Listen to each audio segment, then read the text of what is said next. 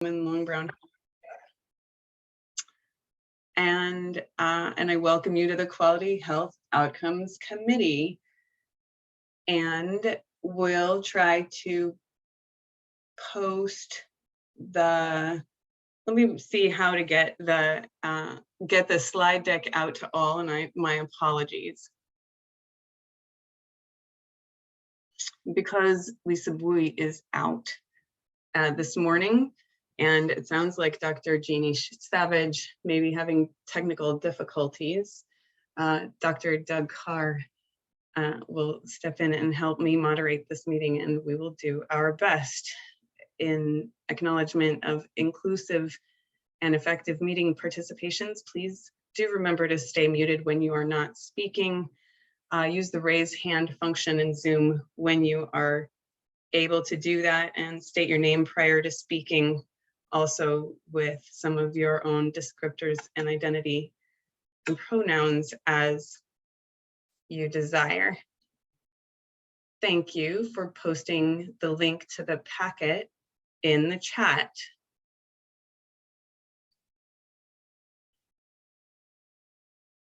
Here are some ways for muting and unmuting, starting and stopping the video, etc. And please do note that this is a public meeting. So the chat will be public record, as is the recording of this meeting. Dr. Doug Carr, would you like to join in? Do you have any welcome and announcements, or has Dr. Jeannie Savage had a chance to join?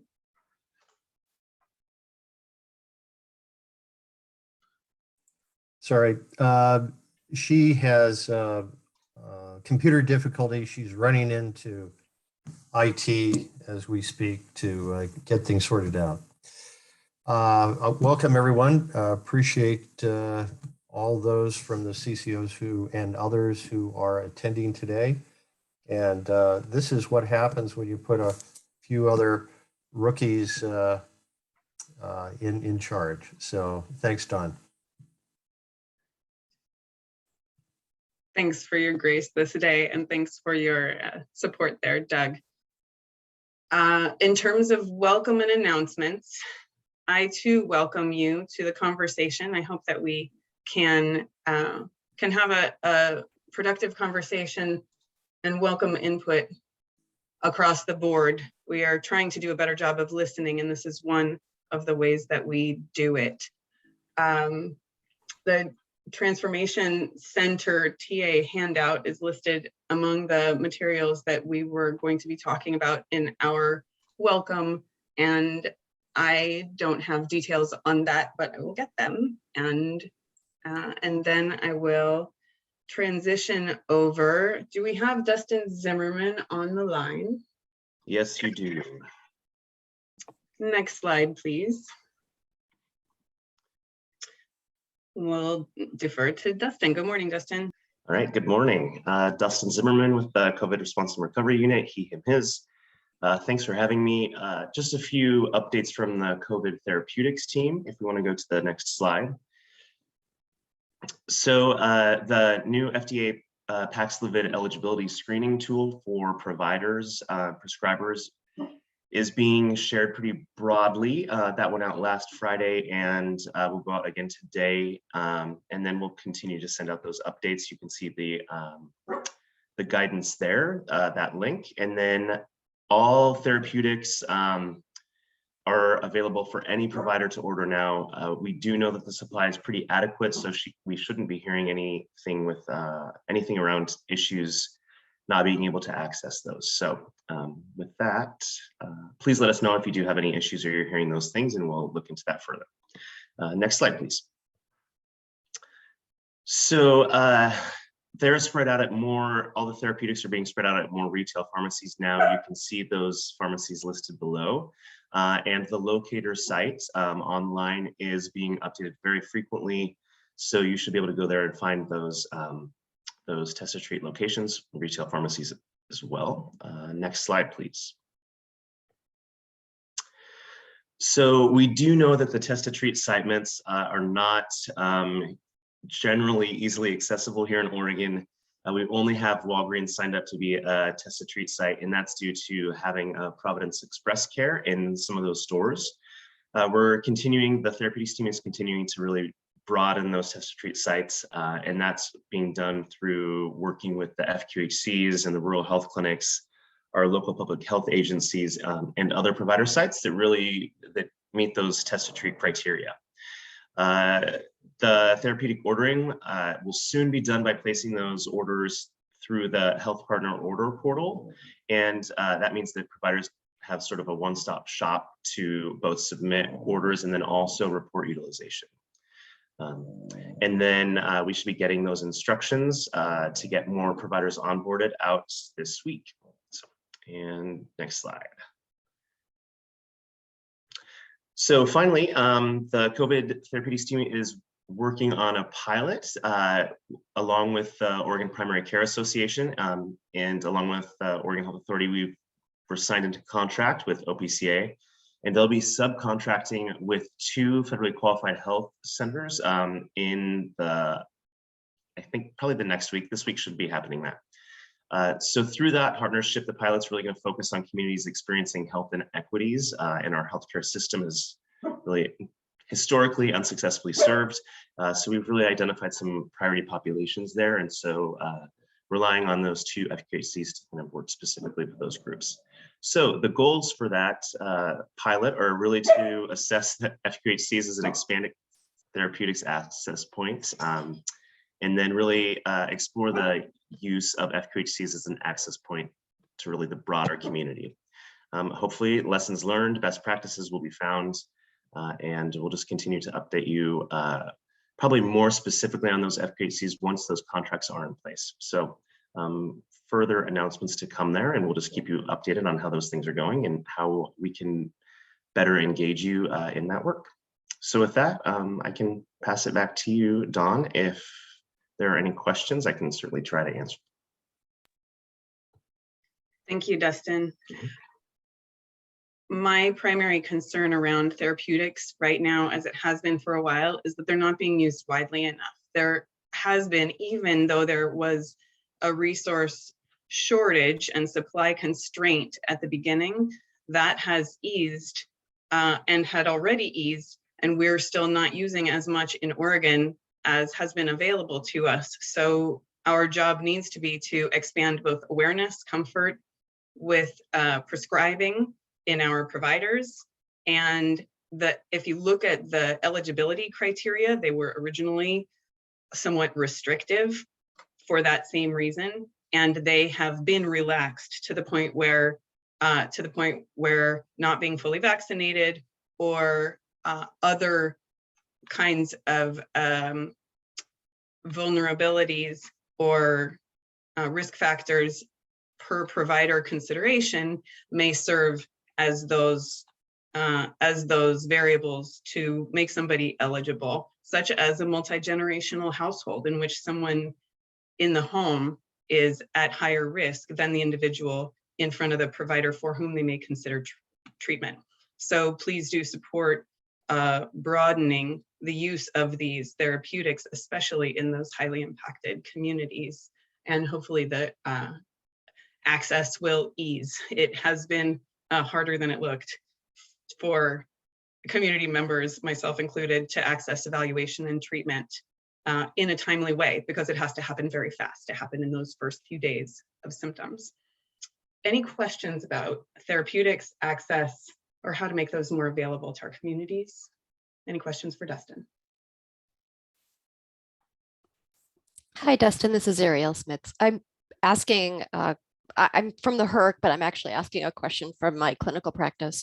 I've had a lot of patients who want prophylactic prescriptions for Pevloxid, like just to have on hand. Is that okay, or are we still saying you need a positive test?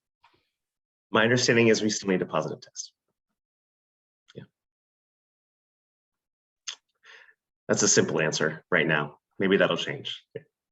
And I think it's a good question, Ariel, and one that I would take back actively, because for those patients who are at grave risk, there may be just like prednisone or other treatments for the kinds of conditions that can land somebody in a hospital very fast before they're able to effectively access treatment, there may be patients for whom that is an appropriate approach. So I would take that back, and I also would leave it in the hands of a provider, given that the restrictions, the supply constraints are lifting now. But it's a good question. I don't think it's written into the guidelines at this time. Any other questions, please? Oh, hi, this is Bhavesh Rajani. I also wonder about, when they're making the contrast, the availability of treatment at weekends, because I think things are time restricted within a certain number of days after a positive test. And having weekend access in the contracting would be an amazing thing to support. Thanks. Thank you. Great idea. Yeah. Great idea, Bhavesh. Thank you. Others?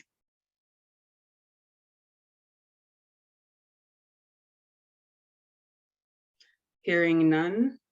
Thank you, Dustin. Thank you. All right. So I think we are ready to move on. Next slide, please. 10:15. Dr. Roger Citron, are you on? Good morning. Can you hear me okay? Yes, sir. Roger Yeah. Citron, he, him, round silver-haired director of the Drug Use Research and Management Program. I'm bringing you the P&T updates. We do this every other month. So the P&T committee met on April 7th. Recommendations have a link here that you can use to go to the OHA's webpage. It's a new updated webpage. So if you'd bookmarked previously, you might have seen this under HSD. It's now under HPA, so Health Policy and Analytics. And those were ultimately finally approved by the director of the OHA on April 21st. Next slide. So as par with our meetings, we have a standing consent agenda topics for oncology. In this case, we had a new agent, Kimtrack, that was added to table 1 in the criteria. For your convenience, again, a link to the criteria where you can see the oncology agents. Next slide. Also on the consent agenda are the orphan drugs. We have a policy where new drugs that are designated as orphan drugs are added to the criteria, in this case in JMO, and again, a link to the orphan drug PA criteria. Next slide. The OHA has been spending a lot of time and effort in the emergency drug coverage for the citizen waived medical or CWM population. So we've developed some criteria just to make sure to support that use. So there's going to be educational efforts to notify providers that are writing for emergency drugs. Currently, you can find in the PA guide, which is kind of the source of truth down at the bottom on the OHA's webpage. And in the current guide, page 107 has these new criteria and the relevant diagnoses that indicate that a drug is for emergency drug coverage. So we have cancer, I think we have for transplant, and also some for, I'm drawing a blank, sorry. In any case, as additional emergency conditions are identified and those diagnoses are brought forward, but the P&T committee also said make sure and update those criteria with those diagnoses. Next slide. Dialysis was the word that was slipping my mind. Apologies. We looked at our Botox PA criteria. We updated it for overactive bladder, refractory or intolerant to anticholinergic medications. Next slide. The HERC's been doing a lot of work, and Ariel may be touching on this later with the statement of intent for. That second bullet down is kind of a brief synopsis, but it's the role of the prioritized list for patients age 21 or younger, and specifically to ask a question if the treatment is expected to improve the patient's ability to grow, develop, or participate in school. So non-preferred drugs now need to consider that statement of intent, and there's a link to the HERC's website where you can find that. Next slide. We also have drugs that are for non-funded conditions, but again, within the context of looking at coverage for a non-funded condition, we need to consider statement of intent for, so we added that language to our prior authorization criteria. Next slide. I'm sure no one's heard of this, that we had a policy discussion talking about hepatitis C. So the recommendation from to the P&T committee and back to the OHA was to remove the PA requirement and the required case management for preferred agents being prescribed for treatment-naive patients. But to continue to require a P for non-preferred agents if it's for retreatment or non-approved uses. We also then looked at the comparative cost in executive session and elected to designate Vosevi as non-preferred. It already required PA, and it's really should be reserved for use for treatment experience, so for retreatment. I wanted to call out at the bottom of the page the language from the director. Implementation of the HCV DAA recommendation shall occur as soon as practicable after consultation with y'all, but then no later than January 1st. So again, I think later this afternoon we'll be having some conversation around this topic. Next slide. Sickle cell disease, we did a literature scan based on the clinical evidence. There were no recommendations made. We did update the criteria to include the expanded age indication for voxelotor. Committee recommended that we remove documentation of baseline pain crises and to clarify the language regarding hydroxyurea use. We looked at the cost executive session and no other changes were made to the class. Next slide. Fabry disease, similarly, we performed a literature scan. We revised the PA criteria to reflect the expanded indication for galsidase beta. Again, link right here to our Search web application and the dedicated criteria. Next slide. We did a new drug evaluation for vosoritide and recommended implementing a proposed criteria for the use, for appropriate use. Next slide. Similarly, we also did a new drug evaluation for efgartigimod, designated as non-preferred, and also we brought forward PA criteria that the committee recommend implementing, again, to maintain appropriate use. Next slide. We hadn't looked at this class in a while, but fluoroquinolones, we did a review. Recommendation was to designate moxifloxacin as preferred based on the clinical evidence in place in therapy. After the comparative cost, no other changes were recommended to the class. Next slide. And that was it for the April meeting. We do have a meeting coming up on June 2nd. At the time I was creating the slides, it was tentative because I wasn't sure I was going to have a quorum. I've now confirmed I do have a quorum, which is fantastic. The agenda and final documents were posted on May 3rd. Again, this is a link to our webpage where you can access those documents. If you haven't done so, and I hope all of you already have, we invite you to subscribe to our listserv so you'll receive notification when we post draft or final documents in the agenda. You'll also receive notification when we publish our latest newsletters. But those documents are great because if you want to weigh in, particularly during the draft comment period, we can consider your comments and edit those documents. Once we do final posting, as we just did, we can't change the documents that we bring forward to P&T. So really appreciate input during the draft phase. Next slide. Sorry, I sound like a Rickard that keeps skipping here, but we are still looking for 2 physicians that might be interested in being appointed to our P&T committee. They need to be an MD or a DO actively in practice.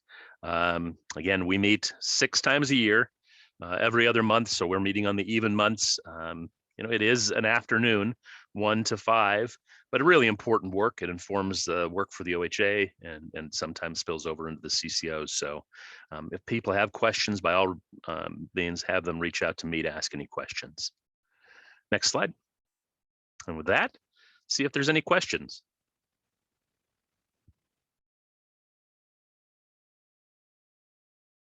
Once again, it lulls you to sleep. Thank you very much. We'll have a little bit more clarity about the Hep C risk corridor in our 11:30 conversation. So thank you, Roger, for all of that information. And Ariel, thank you for the HERC update. Good morning, everyone. I'm Ariel Smits. I am the Medical Director for the Health Evidence Review Commission. And I am bringing you the May HERC update. I am so excited to announce that we have filled the rest of the position for medical director, what Kat Livingston's position used to be. So Amy, are you on? If you want to put your video on. So Amy Cantor has joined us. She's a family physician by training. She is an associate professor at OHSU.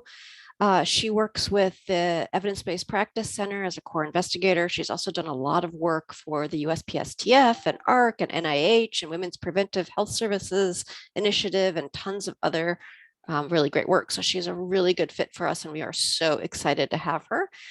We have her 0.3 FTE. So her, you're welcome to get in touch with her directly if you have questions, or me, or you can continue to do some things to herc.info, and either Amy or I can deal with it if it's a medical director issue.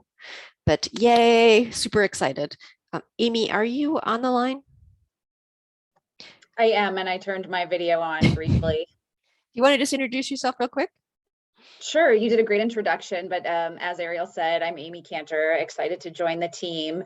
My other role is as a family physician in the primary care division of at OHSU in the Center for Women's Health, and then I'm also a core investigator at the Evidence-Based Practice Center. So still doing lots of research, informing preventive services and women's health services in particular, and also excited to have this role as well. So thank you. Anyone have any questions for Amy? She'll stick on, so she'll be. And then we're also excited to announce that Daphne Peck, who has been with us for many years as administrative support, has a new position with the HERC. She is working out of grade as our community relations effort. She's really working on a lot of our plain language summaries. She's also going to be assisting Jason in doing outreach to community groups to try to get some stronger input and better ties with community groups and things to help inform the work of the HERC. So we're really happy about that. And Liz Walker is partially back from maternity leave. So we are almost full strength. So that's awesome. Next slide, please.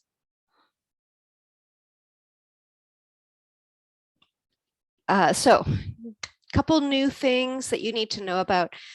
This is 90759 was a new code with the 2022 CPT codes, but when we reviewed it in November, it did not have CDC or ACIP recommendation for use. We have been informed that it is on the CDC vaccine schedule and will be available as early as June of 2022. So all of your CCOs need to open this code. It's for Prehevbrio. It is a hepatitis B vaccine option for adults. So just to warn you all, this code was put on the excluded file because we didn't know what it was going to be done, but now it's going to be on line 3. And you guys need to open this ASAP. Next code. Couple of other brand new codes. These aren't as important for you to open. There are 3 new ICD-10 codes that are active as of, I believe, April 1st. And they are informational for whether you're vaccinated or partially vaccinated or under immunized with other vaccines. Next slide. However, these codes do need to be open. Some of these are new codes, and some actually, when we were researching the new codes, we discovered that there's a bunch of old codes that we weren't aware of. These are all CDT codes for use by dentists, and they are for all of the vaccine administration. So you need to have these open. I'm not sure how many dentists are actually doing COVID vaccinations, but if they are capable of doing it and want to do it in their office, we want to have no barriers. Just of note, the 2 codes for AstraZeneca will be only open pending an FDA EUA. So these codes, again, you should open ASAP. Next slide. So our May meeting is May, oops, I have to look at my calendar. It's May 19th, so it's coming up. We are going to look at a variety of topics. Carried over from March is erythropoietin and chronic kidney disease. So this is just clarifying that you don't have to have end-stage kidney disease. You just have to be anemic from chronic kidney disease to qualify for erythropoietin. And when we did a data search, we found that there were multiple chronic kidney disease type ICD-10 codes being used. So this hopefully is just a clarification and not a change in coverage. We're also going to be looking at visual field testing for ophthalmologists. This was a request from KCI Institute. We are going to suggest that visual field testing be made diagnostic. It's already on about 60 ophthalmology lines, but there are some indications that aren't paired, which should be, such as optic chiasm tumors, or there are some other unfunded conditions that might need to be monitored with visual field testing. Then we're going to look at our adenoidectomy guideline. There has been an update to the ENT guidelines for when adenoidectomy should be covered. We had previously followed the older ENT guideline, which said that you should only do it with a second set of ear tubes. The 2022 guidelines are that you should consider doing it with the first set of ear tubes in kids who have adenoidectomy related or adenoid related symptoms, to try to hopefully prevent a second surgery, a second anesthesia, etc. We're also on the ENT side looking at bilateral bone anchored hearing aids, or BAHAs. We currently cover unilateral, and we're proposing adding coverage for bilateral for kids who have bilateral, like ear canal stenosis or other similar conditions. Temporary ureteral stents, these are, we had asked to clarify our coverage, and we don't intend to cover these. Fecal lactoferrin, we currently cover the qualitative but not the quantitative code. These are useful in determining whether someone has irritable bowel syndrome versus inflammatory bowel disease, and hopefully reducing the number of colonoscopies required. So we are proposing these be diagnostic. For gastric neurostimulators, the proposal, currently they are non-covered. The proposal is to add coverage for diabetic gastroparesis with certain conditions. They have to fail other medications, etc. And then it would also be available for idiopathic gastroparesis, which is an unfunded condition if you decide to make an exception. One big change to note that we are proposing is we currently do not cover routine monitoring MRIs for MS, multiple sclerosis. The proposal is to cover at least yearly MRIs for routine monitoring. That's basically kind of a pragmatic change. The neurology guidelines all now require consideration of change of disease-modifying therapy, not only for symptoms, but also for MRI lesions. And so we're not letting neurologists follow their own sort of standard of care if we don't cover these. Next slide, please. Orthodontia for handicapping malocclusion. I know this is a source of concern for many of you. We're just basically, all we're doing at this meeting is clarifying some of the considerations. We were using the California modified handicapping scale, and it included some of the other criteria, so we're deleting those. We're also requiring that you have a dental visit to kind of clear you for like overall dental health before you're cleared for orthodontia. We're also looking at coronary computed tomography angiography. This is not coronary calcium screening. This is CCTA. Washington HTA just looked at this and recommended coverage. We found the evidence was sufficient, and our cardiology experts recommended that we use this as an option for people who, for example, can't do traditional stress testing. So the proposal is to add it as a diagnostic test, but again, not coronary calcium screening. That's a different CPT code. Autologous chondrocyte implantation actually is not going to be dealt with until August. Rhinophyma shaving, this is for people who have rosacea of the nose. It's really a cosmetic condition.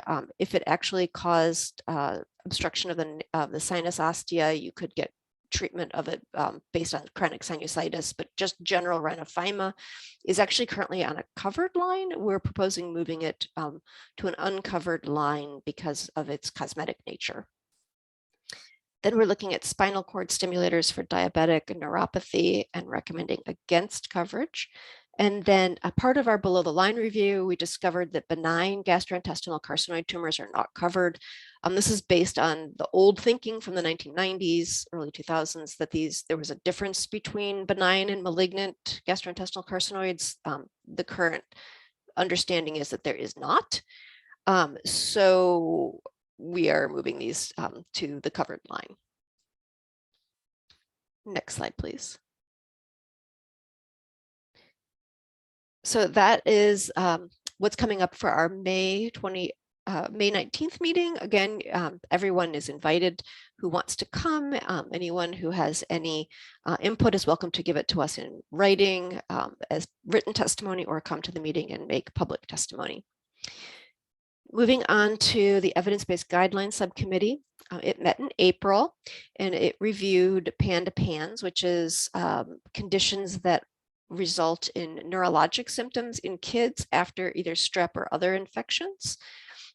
The final recommendation leaving EBGS is to not cover surgical treatments, which would be tonsillectomy, adenoidectomy, or long-term antibiotics, but to cover IVIG and plasmapheresis if the PCP and one pediatric subspecialist, which is left kind of broadly defined who a pediatric subspecialist would be, if they agree that it would be an appropriate therapy and the child has tried and not had prolonged response to 2 less invasive therapies, such as a single course of antibiotics, course of corticosteroids, etc.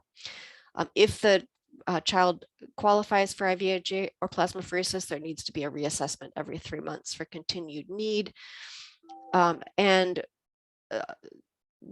Just to acknowledge that we had a very significant amount of public comment received. This was one of the topics that we had a sparsity of evidence in the literature, so a lot of reliance on our experts, as well as a lot of public preferences, needs and preferences. Next slide, please.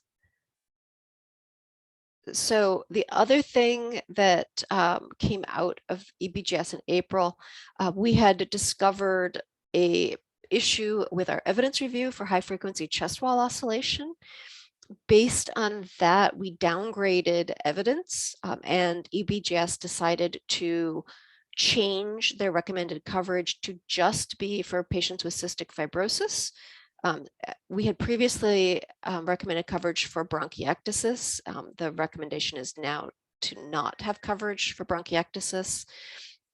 And that is a big change. We're still recommending non-coverage for COPD and continuing to recommend coverage for pulmonary complications of neuromuscular disease, mainly because these are such a huge scope of conditions. We didn't think that there would ever be research in any big enough in any specific area. Next slide, please. This is just what I just told you all. The other thing that happened in April was that we scoped our bariatric surgery re-review. This looks at several new procedures. It also looks at possibly looking to lower BMIs with comorbid conditions, also looking at coverage for adolescents, and looking at coverage for certain procedures to be done at an outpatient location. So those are all in the new scope that's coming to HERC to be reviewed. If you have any input on that, of course, give us written comment or make comment at HERC. Next slide, please.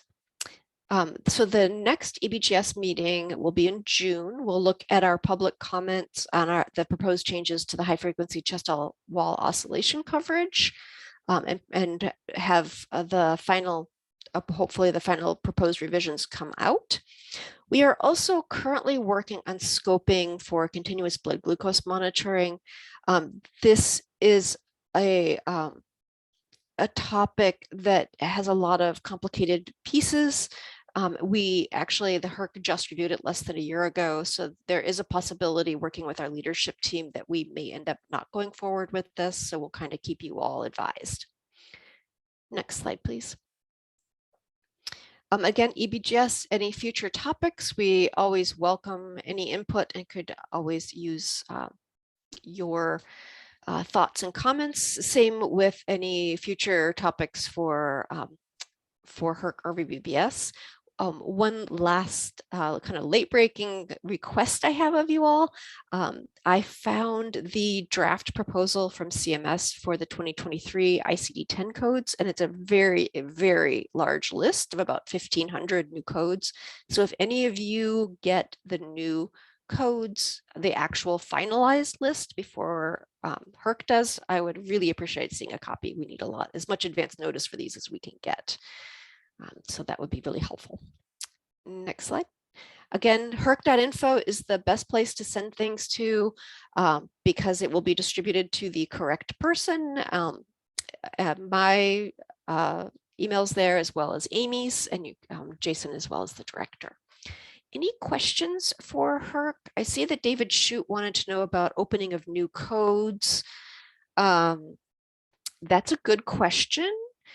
I don't know of anywhere else where opening of new codes outside of the typical October 1st and January 1st prioritized lists live.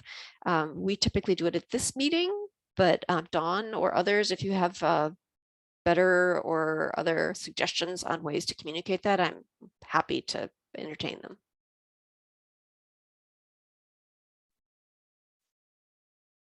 Is Dave Inbody on the line? I don't think I saw him here. He's the one that I would ask as the ops director for CCOs here at OHA. And if he's not here, I will forward the question to him. But my guess is that that would, I'll learn from him what the current protocol is. I'm sorry, I can't answer that question, David. And the vast majority of codes only the change October 1 and January 1. It's basically been a lot of COVID codes that we have had to do this kind of telling you all on the fly as CMS and CDC kind of make them up on the fly.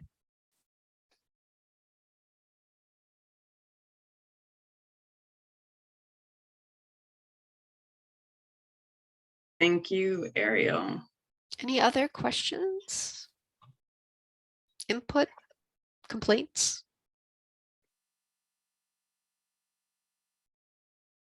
Hearing none. Thank you for your report and for your responsiveness too. Along the way, I know that people email you questions all the time, and we are happy to take those, so please keep them coming. Sometimes they're just simple answers, and sometimes they're things we've never thought of, and they're really important to the care of OHP patients. And sometimes changes are made as a result of those questions. Many times. Systematic changes that will impact the outcomes for future patients. So please do those, send those communications. All right. Next. I will be on the line. I will be in the meeting if questions come up later too as well. Okay, thank you. It is time for a break.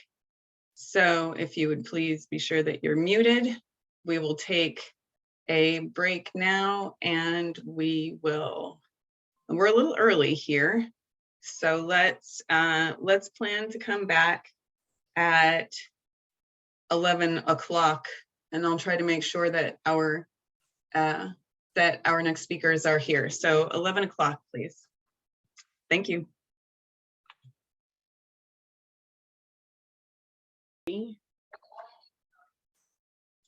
Welcome back. I am noticing that for our next conversation, I saw Jamie Bash join us. Good morning, Jamie, but I don't know whether Dwayne has been able to join. Dwayne Hatcher, have you been able to join us this morning?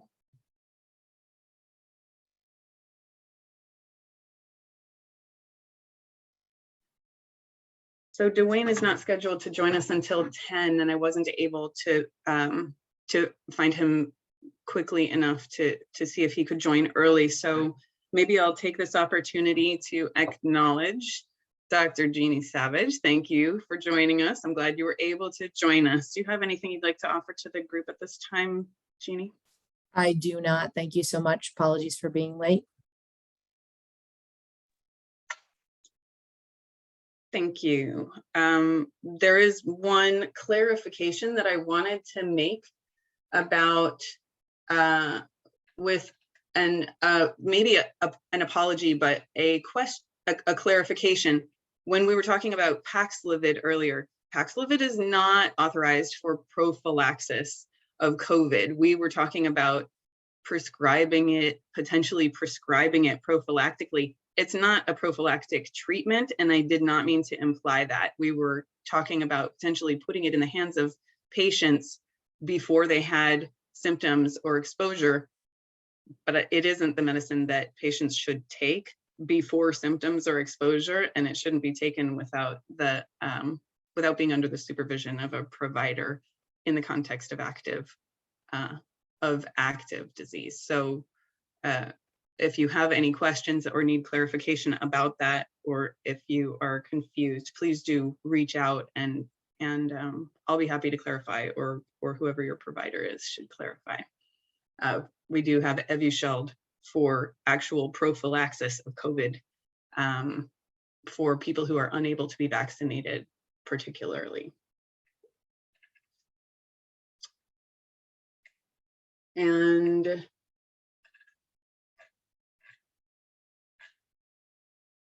the other question is about a packet, and I hope that everybody has been able to find the information that they were hoping for from that link in the chat. And with that, Jamie, do you have any introductory observations, or would you like to wait for Dwayne? I mean, I can introduce myself, but I had hoped to wait for Dwayne. He's prepared to speak a little bit more about the background of the program and some of the ways that CCOs can connect. I am Jamie Bash, and I am with the Health Security Preparedness and Response Program within the Oregon Health Authority's Public Health Division. That's a big mouthful, but what that means is that I do crisis and emergency communications, specifically around public health disasters. And I do that across the disaster preparedness and response spectrum. So trying to help folks prepare for emergencies that could affect their health, recover from, know how to respond in the middle of it, and then recover from it on the recovery and mitigation side. I am trained as a public information officer. However, because of where I sit in the organization and the desire to help me keep a keen eye on risk communications, I am not housed in our external affairs division, and I'm not involved in our media, though I do coordinate with our media public information officers in the external affairs division. And I was on primarily because I think folks internally have been interested in knowing what it might look like for us to connect with CCOs that are interested in helping their communities prepare for public health disasters. And when I say public health disasters, right, that could be something like COVID and a pandemic. It could be a smaller outbreak. It could be heat or wildfire smoke. And so I was just joining to make myself available as a resource. And then also to let you know that if you're having trouble connecting with local public information officers, I often have a relationship with them and can help you connect. But I'm also happy to work with any of your public information officers or health educators that are involved in this area as well, to see if there's ways to collaborate, whether it's developing materials, videos, aligning our messaging, and just making sure that we're saying the same thing, or even thinking through what it looks like to prepare and respond together. So that's kind of why I joined. I don't see Dwayne yet. I tried pinging him a little bit to help you out, Dawn, but I don't know if he had another meeting before this. It's okay, it's okay. We might be able to just put a pause on this conversation, framing it not so much as emergency preparedness and isolation, but maintaining the connections that have been really sort of deeply activated through COVID, and ensuring that they are most effectively sustained and activated over the course of time, so that these networks can battle the fragmentation and make sure that people in the different organizations are plugged in the ways that will help them be most effective at their own roles. Yeah, and I think Dwayne will have more information on that. Dwayne and I are colleagues within the same program, but I think he has a lot of great ways, particularly at the regional level, for CCOs to connect. So we'd hope to let him lead off. let's pause then, and we'll okay. Wait till he joins us. Great. And then I wanted to open it up meetings are better when it's not only the speakers speaking, in my experience. And so I wanted to touch base with the medical directors about anything that may have come up that you wanted to bring to this conversation that isn't on the agenda, where we already have protected time later in the agenda. Were there any things that you wanted just to bring to the table for conversation or follow up on prior content?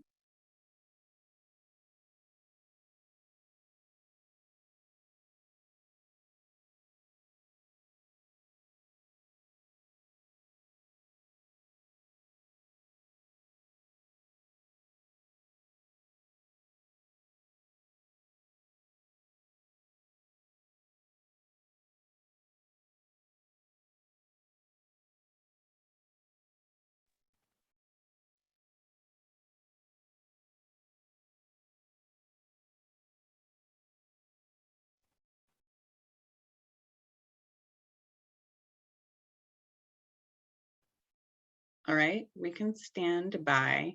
I could fill empty space with conversation, but if there, oh, there he is.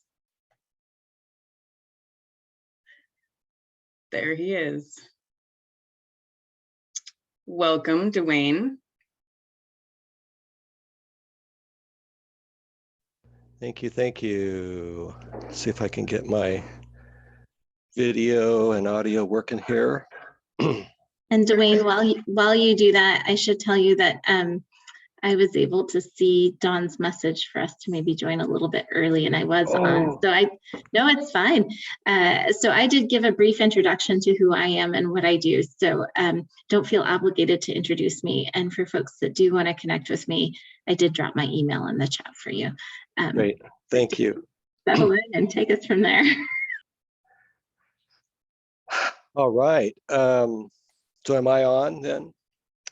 Welcome, Dwayne. Thank you. I can't see anybody yet. I can just see the presentation, but Dwayne Hatcher, yes.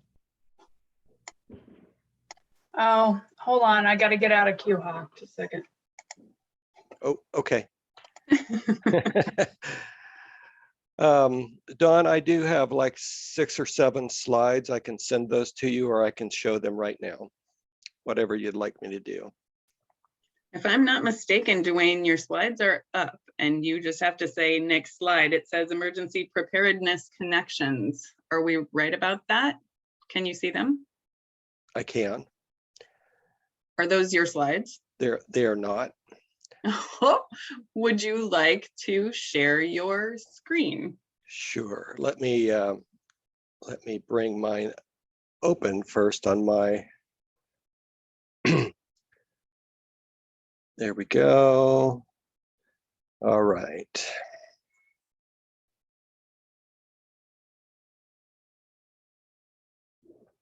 Yes.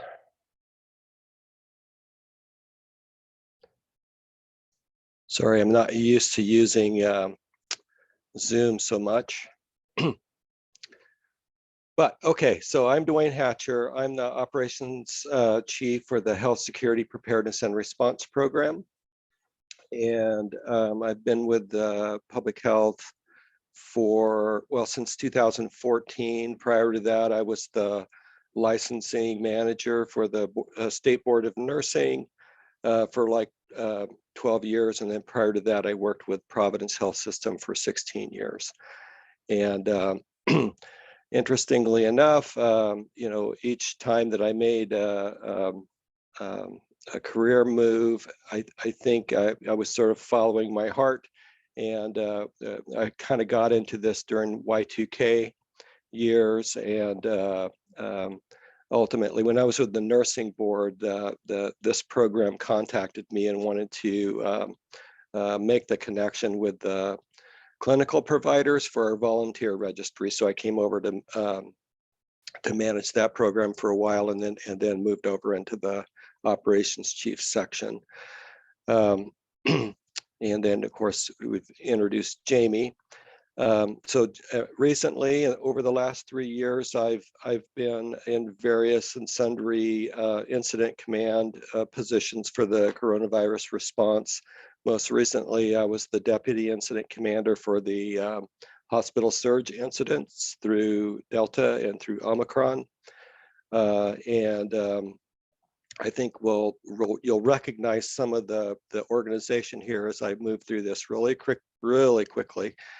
So let me get this in presentation mode and I'll move on. So what is our program? Our program is stands for Health Security Preparedness and Response Program, or Hisper, you might hear that. It's an all hazards program that supports public health and healthcare systems during emergencies and disasters. And we do this by leveraging partnerships with public health agencies, with hospitals and healthcare systems through coalitions of healthcare partners that have been working together for over 20 years now.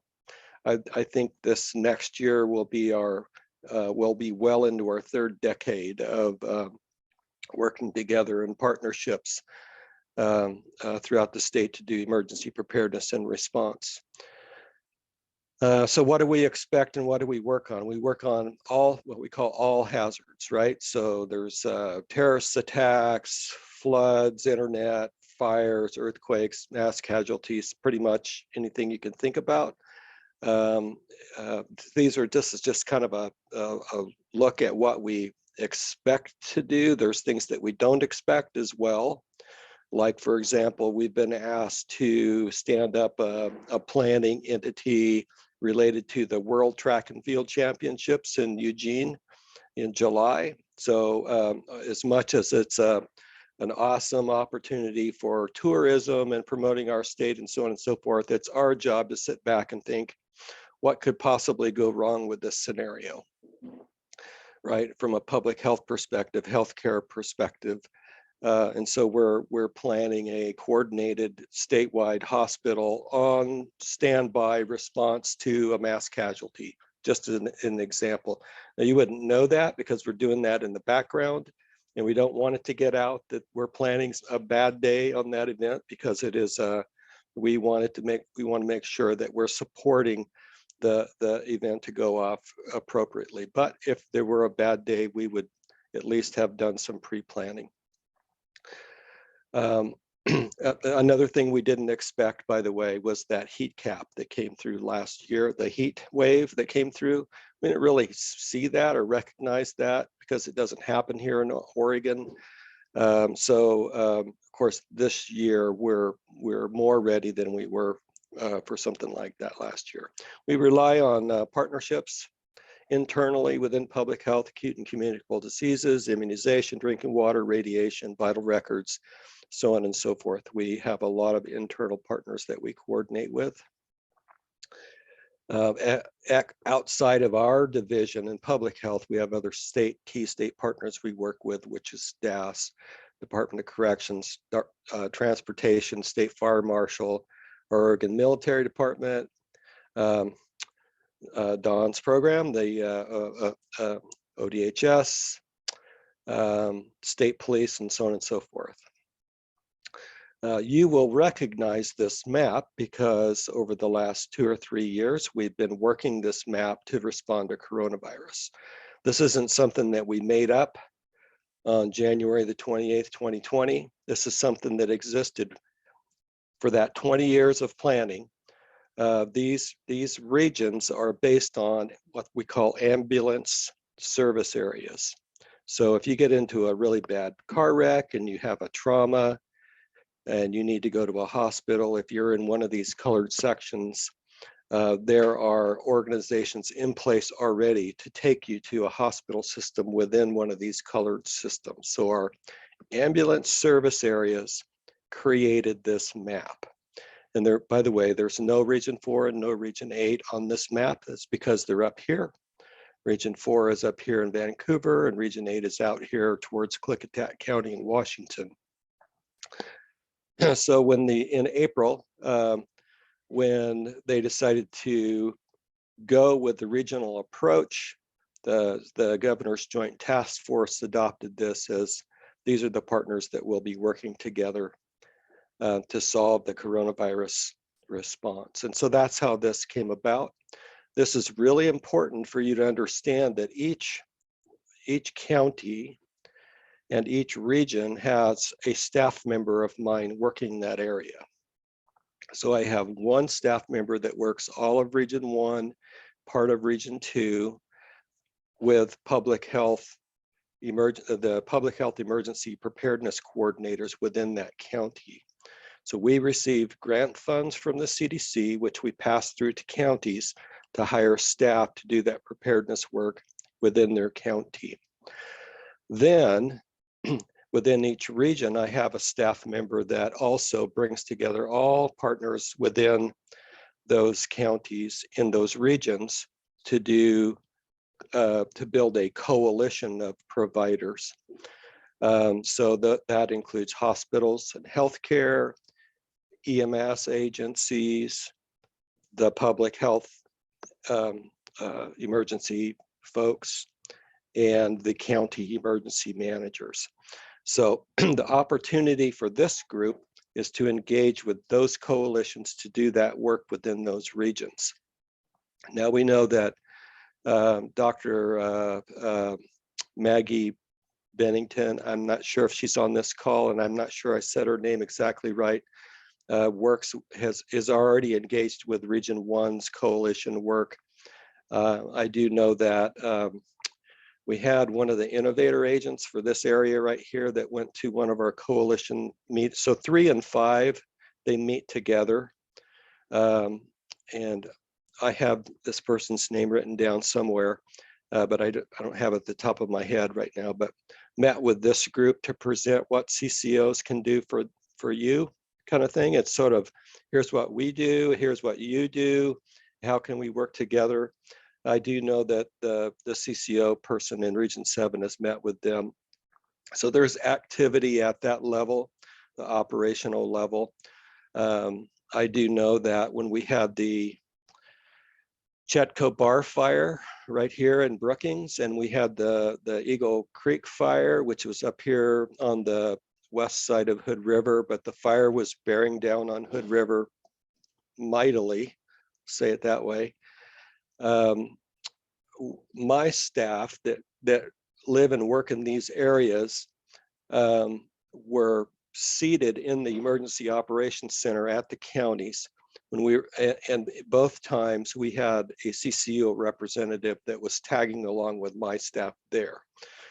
Really, really, really important in the moment, these fast moving disasters, to be able to connect the CCOs at that time, because what's happening then is what we're trying to do is identify those people who are in trouble, right? And those, they're high utilizers of healthcare services, or people that we're worried about because they can't, they need help. And in both cases, the CCO involvement in that moment was extremely helpful. And so we've worked over time to try to make sure that we're available to the CCOs, but I think we're having a little bit of difficulty connecting at the different tables of the CCO. There's chief medical officers and operating officers and other different groups of people. So what we need in the moment are people that know and work those areas. From a long-term perspective, we're investing lots of dollars into counties and coalitions to do planning work for the future. So that's an opportunity for, because our goal, I think, is your goal, which is to eliminate health disparities, to be able to get to people who aren't being gotten to, and so that, providing data and preparedness opportunities for people so that they're not left behind during emergencies, that exists. So, and then I stuck a little ditty here, which is a phone list of the people that you need to contact if you want to get involved in those different regions. I've also, that's just a snapshot of the whole document that I've pasted down below Again, I kind of won't go into that. And now I'm back at the top again. So we're here to make sure that we are doing everything that we can to make those connections at the right level. So our healthcare partners that are doing planning and response at the local level with the CCOs. And so I am now going to see if I can figure out how to stop sharing. And I don't know how to do that. There we go. Paused. Any questions at all? And maybe I should turn, one of the most important things that we do almost every single time with a response is assist with communications, assist with reflecting communications from the governor's office, from the county seat, from the public health, communicable disease people, and so on and so forth, reflecting evacuation notices, that sort of thing. So there's a whole science to crisis risk communications.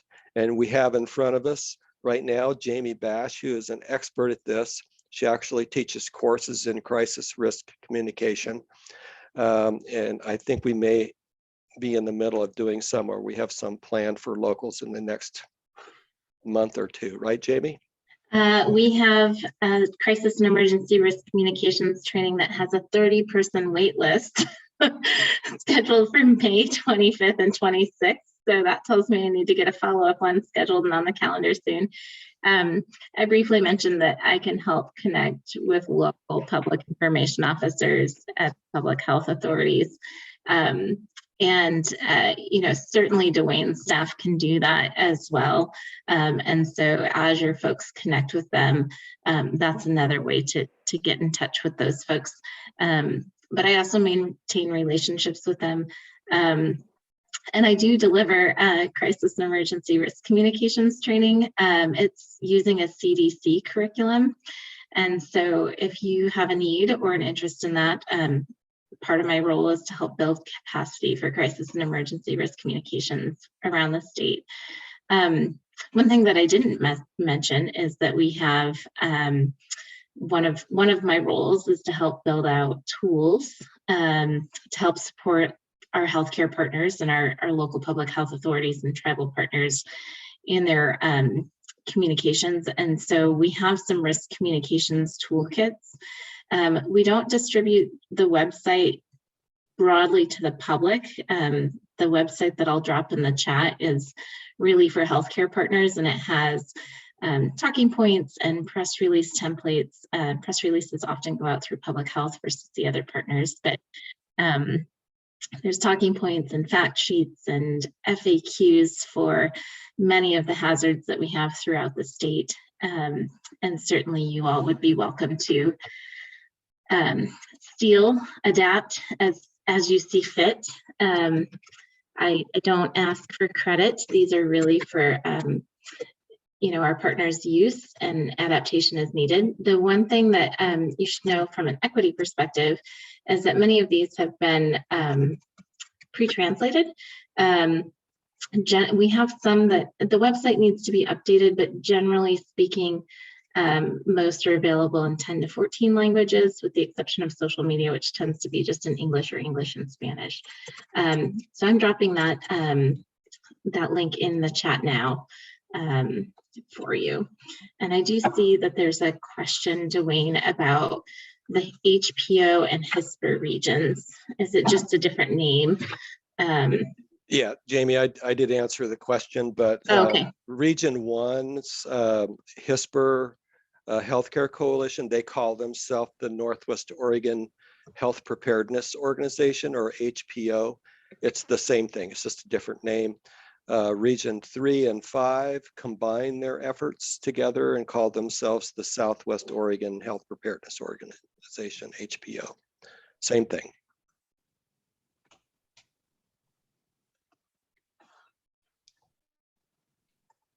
Thank you.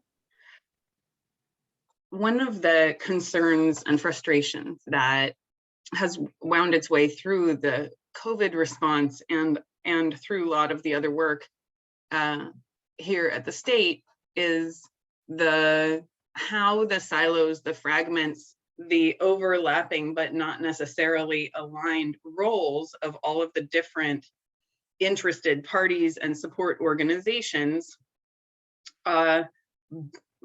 may wind up duplicating efforts in some places and leaving gaps between in other places. And this communication, a lot of the language that I just heard from Dwayne and Jamie and in the slides is language that I didn't understand until I spent the last couple years in COVID work. And it isn't necessarily applicable only to emergencies or only to preparedness. This is coordination and integration and figuring out how to best apply our resources so that they integrate with those that are being deployed through the other partners who aren't naturally built into our workflows. Local public health agencies, for example, the role that they play changes from crisis to crisis. In this case, a whole lot of the COVID response materials came through public health agencies, and that might be different on for another response. So being at these tables in these coalitions, building those relationships and understandings can predate the time of emergency and also can strengthen daily and ongoing functioning. So I don't want it to be relegated to emergencies only. Heaven forbid it should be relegated to, oh my gosh, wildfires are coming toward my region. I better get over to the regional emergency coordination table and make sure that I'm talking to people. But rather, we know that fires are coming and more common these days. And we know that we have partners with whom our coordinations may not be as integrated as they can be to stop with the duplication where we can and to minimize the gaps. So that's the hope that I was bringing to bringing this conversation here. And I know that some folks, even as our time takes down to the next content on the agenda, some of the folks in this call participate actively at those tables, and I would welcome any perspective or thoughts from anybody who has been involved or has any more questions. Yes, Jamie. And I'll just say that I have, I put what I presented in a PDF, and I also have the full phone list for our Hisper program that I'll attach as well. And you can send that out. And if you have any questions at all, please give us a call. And it's our job to give sort of technical assistance to anybody, directing them to the right place or partner or conversation or table. We will do that. And I apologize, I have construction happening in my house. So there's the banging. But thank you for the opportunity. Thank you, Dwayne. And thank you, Jamie. This is the place where you make sure that they have, Jamie and Dwayne have the correct contact at your organizations so that they can have the person at the table who knows what they need to know to do what they're trying to do. And if you are not yet clear on who that might be in your organization, please reach out to them so that they can help you figure out who that is and that it's updated. As we know, there's turnover. Thank you, Jamie. Thank you, Dwayne. We appreciate what you do. Thank you all. Good to see your names and faces. Thank you.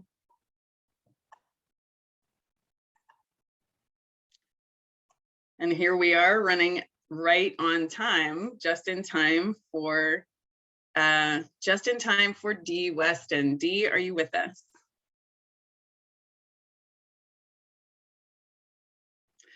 Oh, good. Yes.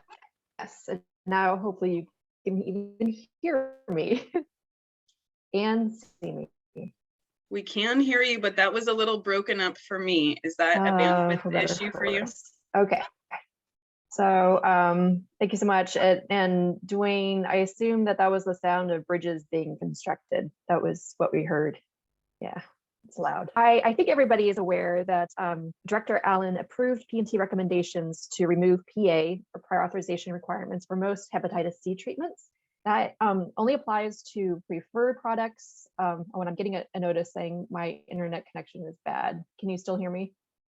Yes, but it's a little broken up. Perhaps going off video would help your bandwidth. Okay. Manage. I'm going to do that. So you see me, now you won't. Okay. Thank you.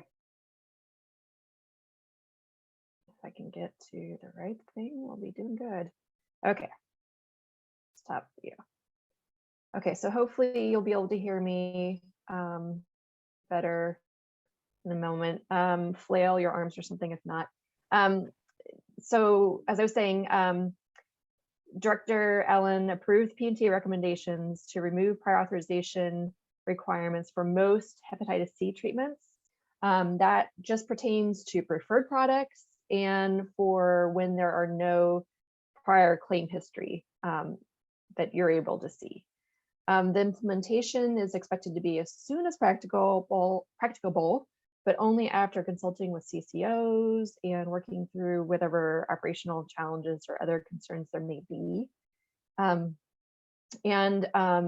implementation should be no later than January 1, 2023. So that's kind of the backdrop. I think that's probably known to everyone. To further achieve the goals of the recommendations that were adopted, we are going to be continuing the risk corridor for hepatitis C for 2023.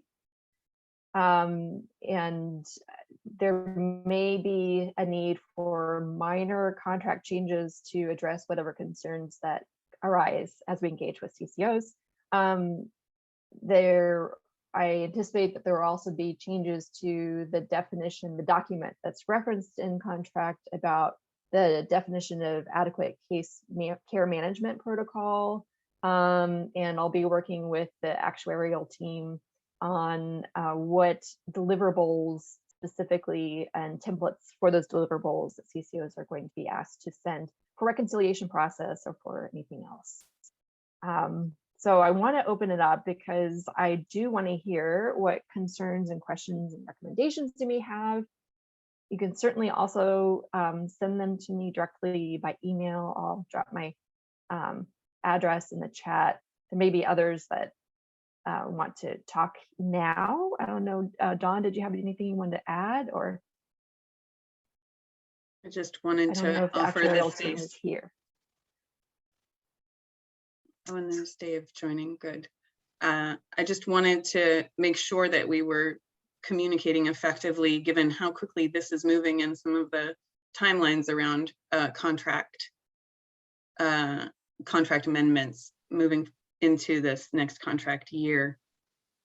Did that answer or address any questions or concerns that are appropriate for this meeting space, or are there outstanding questions for Dee and perhaps for me as well? Hi, this is Kat Livingston with HealthShare. One of the questions that I had, in hearing the plan to continue the risk corridor with the new language, for example, one of the requirements is that we need to do case management as part of that risk corridor, and there are deliverables around that. But that's one of the things that P&T decided to get rid of. So I'm then assuming then that the updated risk corridor for 2023 would eliminate things like required case management. Is that true? Yes, and I welcome you to, if you have suggestions of wording, you can send it to me. But I did, what I was thinking, at this stage, is that the language to be tweaked a little bit to say something like that the CISO is responsible for ensuring that case management is available in some way. That's kind of an overall goal that CCOs already have, is to provide care management when it's necessary. What I'm thinking of, and I'm truly inviting input on this, is that the protocol may just be something like some kind of communication to providers who want to make a referral for care management. I don't know if that's something that's reasonable or not. So for instance, on the fee-for-service side, a prescriber, a provider, and members themselves can request referral for care management. So that's an idea. But you're right that it wouldn't be, we would not be asking CCOs to document how they provided care management to every single person who receives treatment, if that makes sense. Because I think that's kind of the way it's worded now. I could see that that's what it sounds like, that for every person receiving hepatitis C treatment has to be provided care management, and they can opt out, but that they have to be provided. And then how does the CCO show that they provided that? And I think the prior authorization process has been how that's all organized. So. And the other, I have lots of questions, but I think that the main one is I actually haven't seen a written documentation, so the January 1st, it certainly allows some time for operational discussion, which is fantastic. Is there something in writing, or is this the main announcement? Yes, I will, again, I'll drop a link also to that. It's in the recommendations from the P&T. So the way that's Oregon Pharmacy and Therapeutics Committee. And after every one of those meetings, Director Allen reviews the recommendations, the proposed recommendations, and makes a decision on what to accept or what to change or what maybe to reject. And that document is posted. Well, usually we have recommendations themselves always posted within 7 days. Usually we have a signed off on version posted within 7 days. This one took a little bit longer, but I'll share a link to that. I could also read it out loud. Here's this relevant section. The recommendations of the Drug Use Review, Pharmacy and Therapeutics Committee are approved. Recommendations regarding hepatitis C treatment, or HCV, direct-acting antivirals, DAAs, are approved for implementation as soon as practicable after consultation with CCOs and no later than January 1, 2023. That's the key bit there. But I'll send a link to that document. So, Kat, are you a clarification on this? So they've dropped the requirement for both the PA as well as care coordination, but nothing else describing that anything else takes its place or is required of the CCO. And to continue that clarification, I'm wondering, Dee, in the discussion, it seems that I've been getting questions from other providers as well as the care management / case management offers not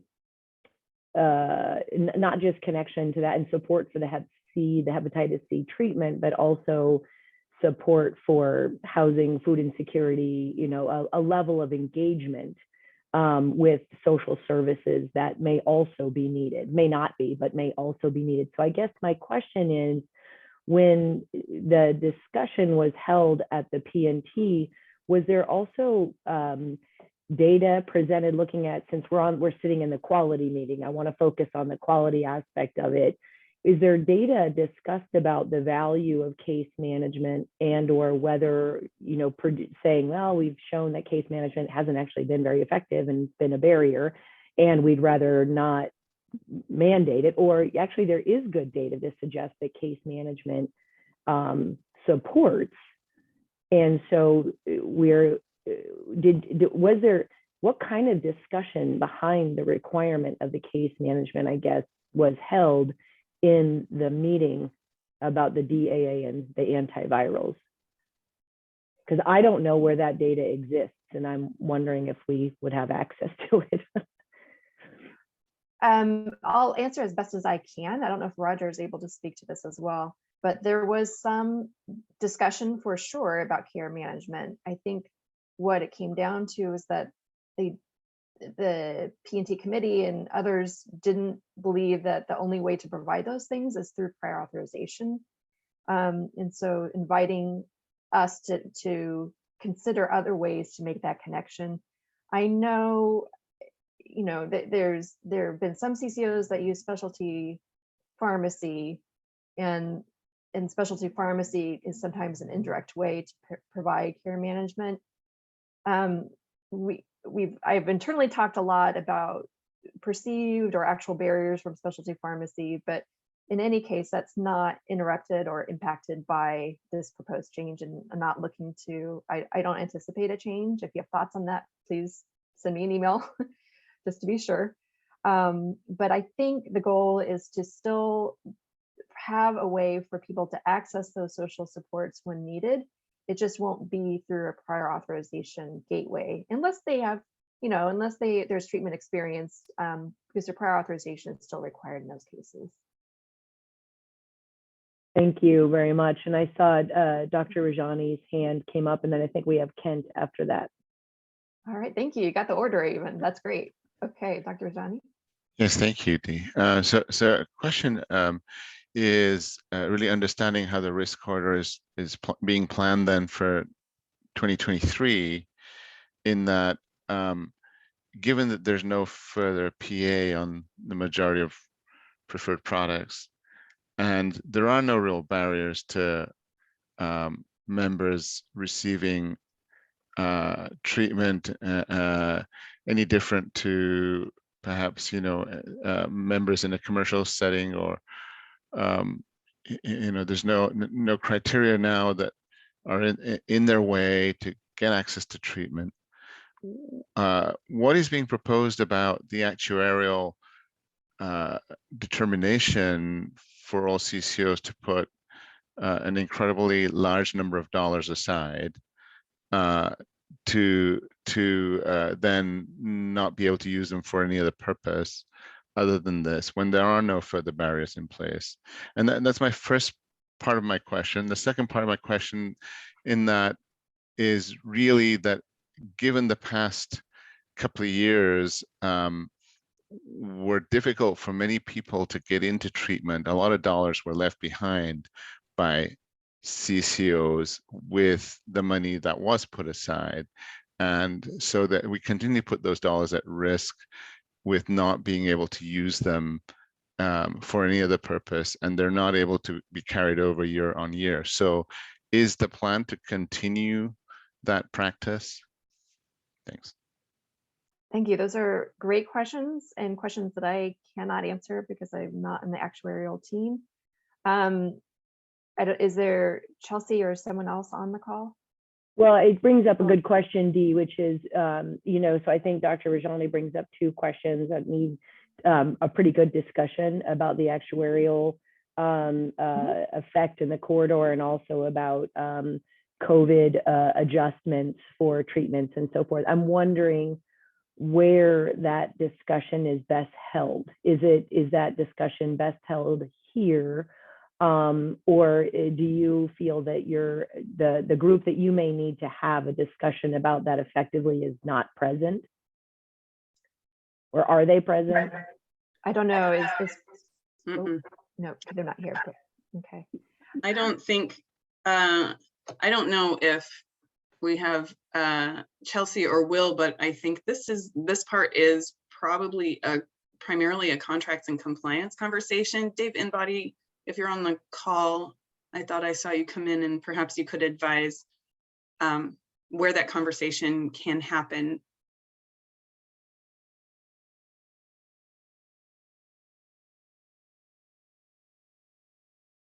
I don't see him. I just want to make sure that we those are questions that I think many of us have. So we can just bring it to the right setting if those folks aren't on to have the discussion, because I don't see Dave Inbody on anymore. Yeah, I'm on. Sorry. Oh, you are. Oh, good. I would just say that the contracts and compliance meeting is 2 weeks from now. I think I might be worthwhile to check in with the OFA group to see where they think may be best suited for this discussion. But if so, we can see if that might be able to be addressed there. Thank you. And I think there were, I mean, I would welcome someone else to put in writing or articulate the questions that you may have. I mean, because what I hear is maybe not what you said, since I'm not as fluent in some of this language, but it sounds like there are a couple different things. Removing PA is likely to change the number of, might change the number of covered claims. And guessing what the future holds is going to be difficult if you look at just most recent utilization, because COVID had a big impact there. So I think those are the two things, but that probably someone else can articulate better. Well, Dr. Rajani, and I know now we have Kent and David both in line. Dr. Rajani, do you want to make sure that your questions that we need to bring forward are clear a little bit better than maybe what I did? I think you put it well, Jeannie, and I think primarily is the level of money being put aside as necessary, given that the barriers have been removed from a lot of the PA criteria and so on,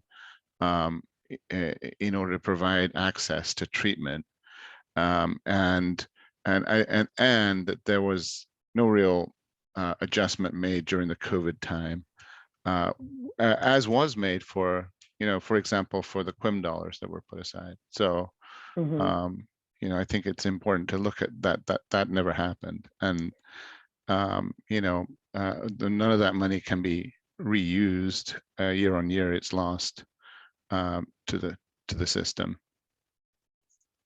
Okay. Excellent. Dee, are those questions now going forward a bit more clear? I think so. Always the best way is, if you don't mind, to put in an email or writing or something, because like I said, it's just not my language so much. Yep. Okay. I'll make sure and get those in an email language and get it over to you. Kent, you're up. Yeah, thanks, Jeannie. One is a clarifying question, that is whether in the new year, the CCOs will still be required to have reporting about outcomes of HCV treatment, since we will no longer have the data that's required for current reporting. And the second, my CFO and the COO I work with at Advanced Health would be collaborating me if I didn't echo Bhavesh's comments. And that is our actuarial data being considered, outside the risk corridor as that goes away. But my focus really is on quality, given that this is QHOC. One of the advantages of the PA process is that it is sometimes the only way that we as a CCO can interface with quality, either with quality of care delivered, access of care, whether our member is engaging or has the ability to engage with care management or not. And the HCV risk corridor has been just an excellent example of that.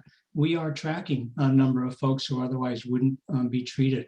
We are treating two different distinct populations, folks who are stigmatized and are now peer supported being treated. We have almost 4 dozen who are currently treated with our HOPE HCV project out of OHSU, a pilot rural research project, and especially in rural frontier parts of Oregon. Our provider network, and I'm not going to throw all of us as clinicians under the bus, but parts of our provider network still believe that the only treatment for HCV is in the hand of hepatologists or gastroenterologists. Out-of-network referrals are very, very tough, if not impossible, for HCV treatment. This is a core treatment in primary care, and our case management, care management team, an FTE, has really helped drive the quality of care. So I'm hoping that, and I guess my ask of Dee is at state PMT, were those quality issues of care discussed in doing away with the PA process. So thanks. Yes, thank you. The discussion has been that where care management and other quality type measures are necessary, that there may be other ways to achieve them that don't require prior authorization. But I take your point, and I would like the goal is before final implementation that we talk through those concerns and brainstorm and think about other ways to address. And I'm sure that's not super satisfying, but part of that is because I'm not a clinician, so I don't have some of the background, but there are other people that can talk to it, and this is probably the time to do it. And unfortunately, I'm here stuck with it. So all good. Yeah, so I think these are really, I mean, just candidly, this was very important to me that the people that are hardest to reach and all the work that CCOs have done to try to reach into those communities, that we don't lose that momentum. Some of that excellent work with the Hope Project and other groups is really important, and I would hate for us to slide back as we move forward. So thank you, Dee. Thank you. Thank you for those observations, Kent. Let's go ahead and we're going to need to wrap up this discussion and move on to the next. I see that David Shute, you'll have the last question on this one, and then we'll move on. Thank you. Thank you, Dawn, and I'll keep it brief. My first comment really lines up with Ken's, that in the absence of a PA, how do we know when these members begin treatment so we can engage them in case management or addressing barriers to help them succeed in treatment? And then the second comment is, without a PA, how do we know that the drug is being prescribed correctly and according to guidelines? So those are my two concerns. Yes, thank you. And I think I can actually very briefly address some of that. Is in gearing up for this, for the P&T review, I looked at prior authorization denials that the CCOs have been submitting, and I saw very, very few denials that were for anything other than, will you engage with care coordination? That was the most common one that I saw, was you didn't acknowledge whether or not you will engage with prior authorization. There were a couple also for people with Medicare, but it didn't seem that there were many inappropriate or any inappropriate prescribing. Sometimes I think one concern was for a longer course of treatment than maybe was necessary. I think I saw one of those. So that's helpful. However, the way we've managed the prior auth process is it's very collaborative with providers. And a large part of that is educating them about the required or appropriate testing. And we've really trained them to work with us in filling out those PAs. So at least in our CCO, it's really a way of educating and coaching primary care providers to do it appropriately. And you wouldn't see that by looking at denial rates only. Mm-hmm. Sure, that's fair. Okay, thank you. Thank you, David. Let's go ahead and take the rest of that conversation offline. I know that there is a lot more to it, and I appreciate everybody's participation. Let's find the space that's the right place to get those questions and concerns worked out. And I think that's why the risk corridor has been maintained through 2023, so that to give everybody time to work out the operationalization. I'd like to go ahead and shift ahead to medication-assisted treatment for long-term opioid patients. And Dr. John McElveen and Ariel, are you here? I see you, Ariel. John? Yeah, hi, Donna. Thank you so much. Just as a business note, I sent you and Michelle a message a few minutes ago about timing. I have a pretty hard stop at noon. I have to chair a meeting, a national thing with NASDAQ. I just wanted to take a moment and say, do you want to start for a minute or two? Do you want to maybe bump this to the beginning of the afternoon for 15 minutes and break 5 minutes early? I wanted to throw the options out there. The afternoon is harder. We could bump it for a month. The afternoon is harder, or you're welcome to open the conversation and then leave it in the hands of your colleagues. Those are the options I could offer. What would you like? That's fine. Then I'll just start from talk for 5 minutes and move forward. All right, thanks. And I think, Michelle, I sent you this slide. Thank you. Really quickly, John McElveen, I think I know most of you as I've worked with many of you in the past, serve as a state opioid treatment authority for the state of Oregon, also principal investigator for Oregon's state opioid response grants that are focused on expanding Oregon's network for treatment, recovery, and prevention options within the state for opioid use disorder and people impacted by opioid use and misuse. I will be quick. This is a much bigger issue and it's probably going to warrant quite a bit more conversation. But as you see from the slide there, we are entering kind of an interesting sort of phase in what a lot of people would call or classify the opioid crisis as looking like, transitioning out of our prescription drug, again, we use these words, although they're not quite accurate, epidemic and crisis. We're looking at a much different profile now, patient-wise, substance-wise, and the like. One kind of phenomenon that's somewhat related to that, but related to a lot of other issues, and this is one where I can actually see some folks online that I've actually discussed this with, is access to buprenorphine, as we have this kind of overwhelming flood of illicit opioids and the use of fentanyl and literally historically rising opioid deaths. We're continuing to focus on access to buprenorphine and methadone and other modalities of treatment, medication and non. But what's happening is we're sort of seeing, I'm seeing some patterns, and the point of this is really just to kind of start the discussion, get your thoughts around it, and let me know what you're seeing. What I'm hearing in the communities, and I know some of you are as well, are essentially, while we still have shortages in buprenorphine for OUD, people not prescribing who have X waivers or very limited access, we're seeing a much more broader based move towards placing long-term chronic pain patients, most of them who have been on short-acting opioids for some time, on buprenorphine therapies, which is creating kind of an interesting dynamic.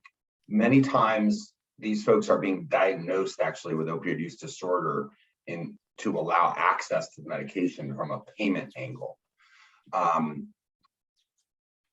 I'll put it diplomatically, it's questionable as to the diagnostic criteria that's being used to make these determinations.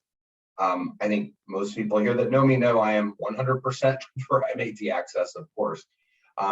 But there are issues such as diagnosis and appropriateness and just really what's the kind of long-term plan here for these patients, and I'm circling back and talking about the chronic pain patients that in lieu of being tapered are many times being transferred onto buprenorphine or buprenorphine combos like buprenorphine and naloxone and given an opioid use disorder diagnosis.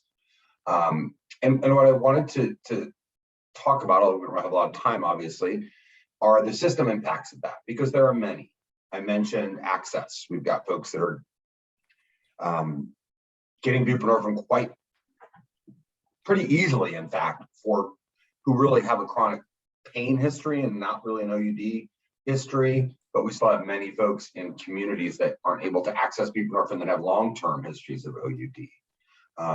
There are just, frankly, talking about utilization, it would be interesting, and a lot of this again is exploratory and to open a conversation. So Don and Errol, I think we can obviously do it again next month. And just thinking about what are you guys seeing in regards to this in your communities? What are you seeing in terms of data? So I'm thinking anecdote or observation for the first point, and more data-wise on the second point. I again know there's some of you that are seeing this, and I just don't really have a lot of time for discussion today.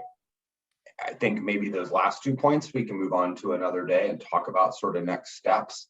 And I'll just conclude and take a couple quick thoughts if you'd like, Don and Ariel.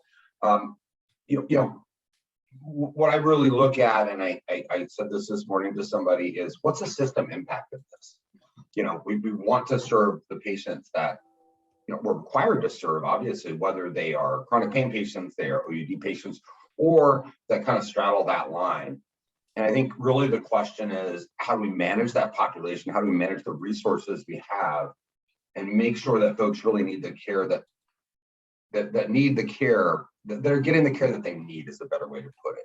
Meaning, what is appropriate for these chronic pain patients that we know many times have to come lower just from a safety angle, from sometimes hundreds of MEDs a day. And how are we balancing that with the available resources in the community, with the now also increasing by the day overwhelming need for partial agonist therapies to treat opioid use disorder. So give it a minute. Any first thoughts to start out with? Sorry to rush. I just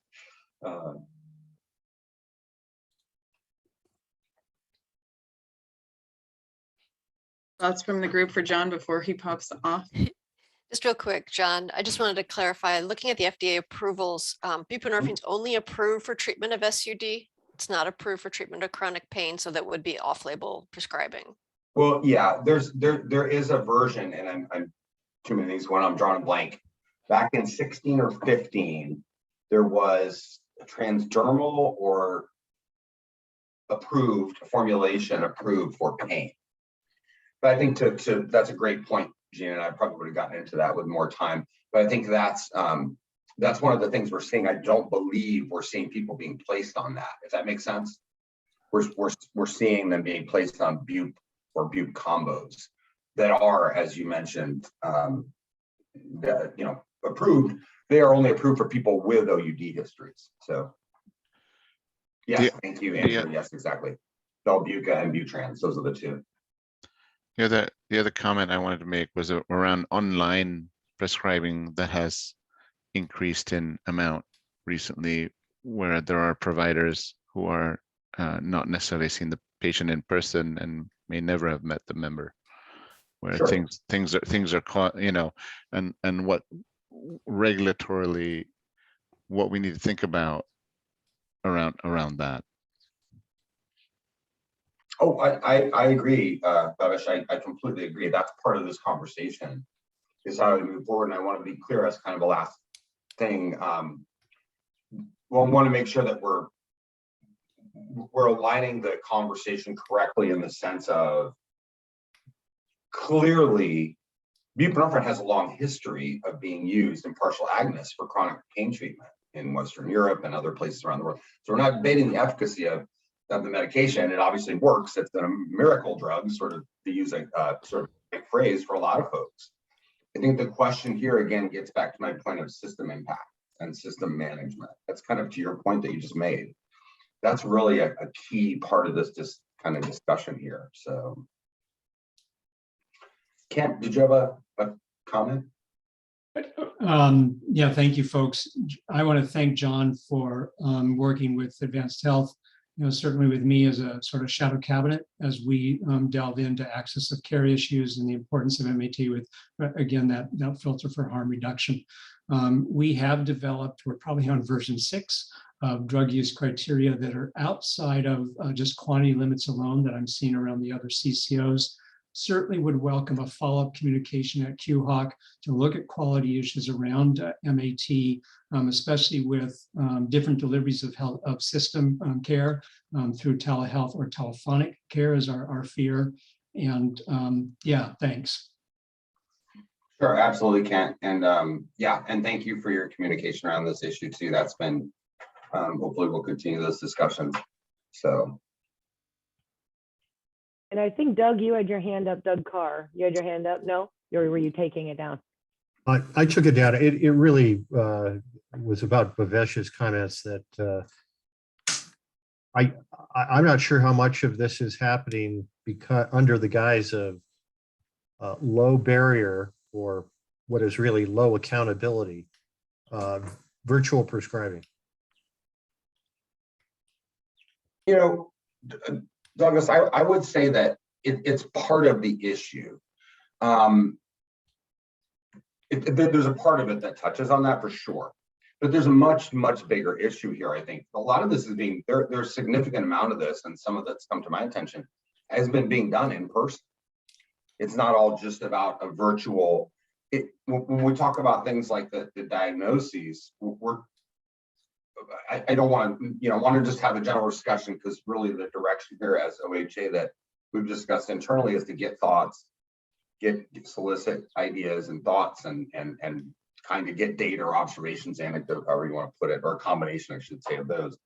But while the teleprescribing is a part of this, there's plenty of this being done without that, and that is just being done like in an office where a provider will say, you're on too many opioids, but we're not going to taper necessarily. We're just going to move you into a bup therapy, because quite frankly, it's fast, it's relatively effective, but is it effective long term? And that's why I keep circling back to my point about system impacts. Is that appropriate for somebody to be on? I'll use this as kind of a food for thought, as I really do have to jump now. But I come in, I don't have a history of aberrant use. I don't have significant other characteristics that would indicate moderate to severe OUD.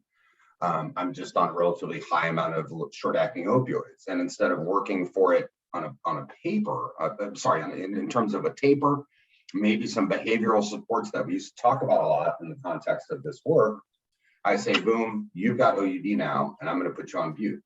It's an easier thing to manage because it's an amazing drug because of its pharmacology and its kinetics in terms of their chronic pain issue. But is that really the most appropriate for that patient? And the flip side of the system impact is we've got people who have long histories of severe OUD who can't find a prescriber, just to put it bluntly. So just food for thought, and maybe we can revisit this again next month. I will send out also my email that some of you I know on here have, and so we can continue the discussion, or if you have thoughts between when we get together next, I'd really appreciate it. Thank you, John. I'm sorry you got squeezed. Good luck at your next meeting. We'll see you next. We'll see you next time. Is there further conversation that we need to have without John now, Ariel, or anyone, or would we like to defer? I guess one of the basic questions would be, do we want to use buprenorphine for chronic pain treatment, which it could be used for? Do we want to restrict it to SUD? Do we want to just leave that up to everybody's P&Ts?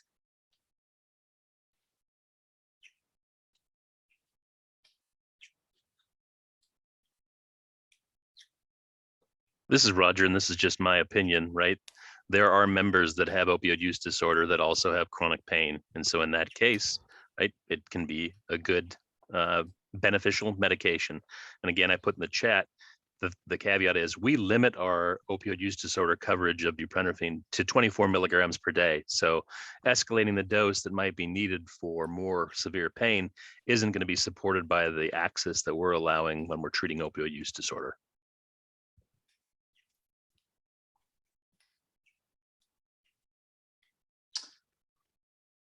Ariel, if I might, this is Ken Sharman from Advanced Health.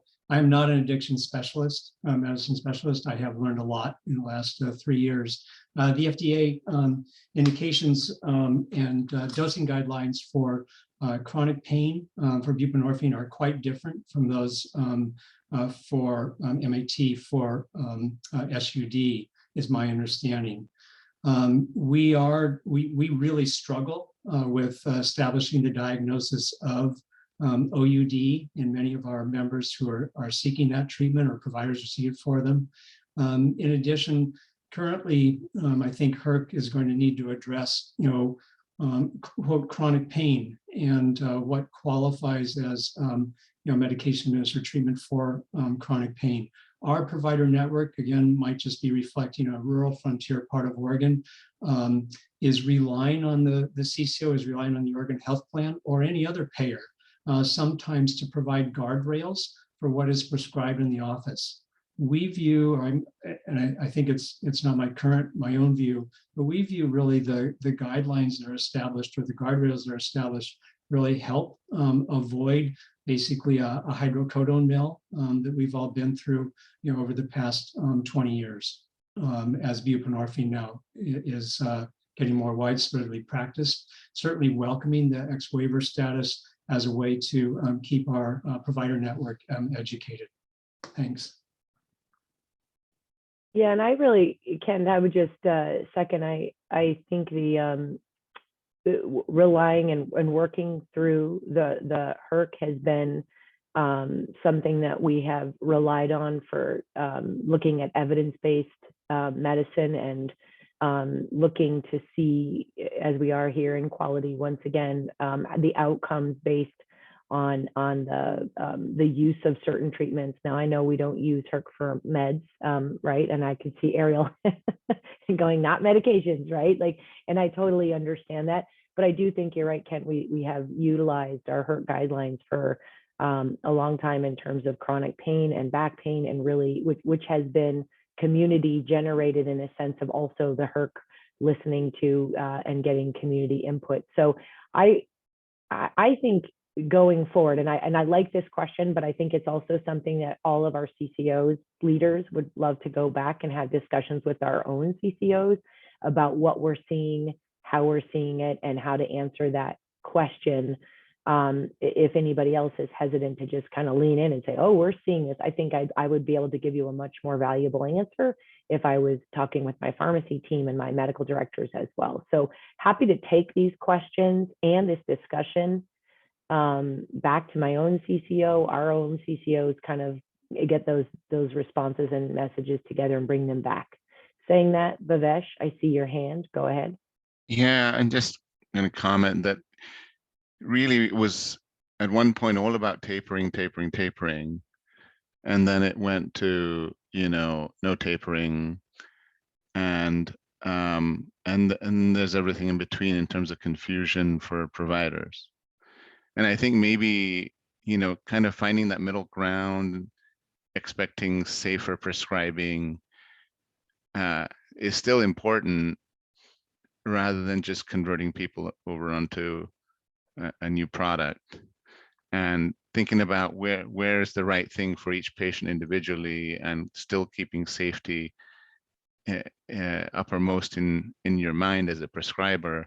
I think that perhaps, you know, the system has created some of this excess switchover because of the move over from, you know, no longer kind of condoning as much tapering anymore. And so I think education around what that should look like for a provider to try and find the middle ground, and trying to, you know, kind of assess each patient appropriately, and you know, encouraging tapering where it is appropriate. So anyway, I think that's part of the issue, is that the messaging, where it was all about tapering before, and then, you know, really pulling away from any tapering, has been some of the problem, I think.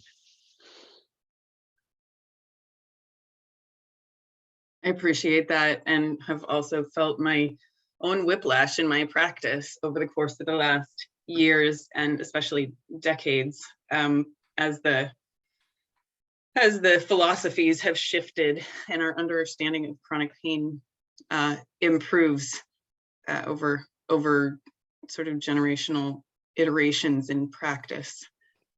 So I'd like to go ahead and close this conversation out. If you have additional questions or interest in conversation, you know where to find John McElveen and Ariel, depending on what your question is, and happy to take it up again in future conversations. The last and most fun conversation that we have saved for the end of our time together is a follow-up on last week's carefully moderated and managed conversation around community birth and the comfortable and constructive dialogue that we're all able to have together from our different perspectives, because it's complicated. I got in over my head a little last month with thinking that something was simpler than it was, and my apologies to all involved for that. I have two clarifications that I would like to offer, and I will provide some documentation to support some of this after this meeting. Again, my apologies for fragmentation in preparation, as Lisa is out. We'll try to make sure that you have all the documents accessible. Most of them are on the website already.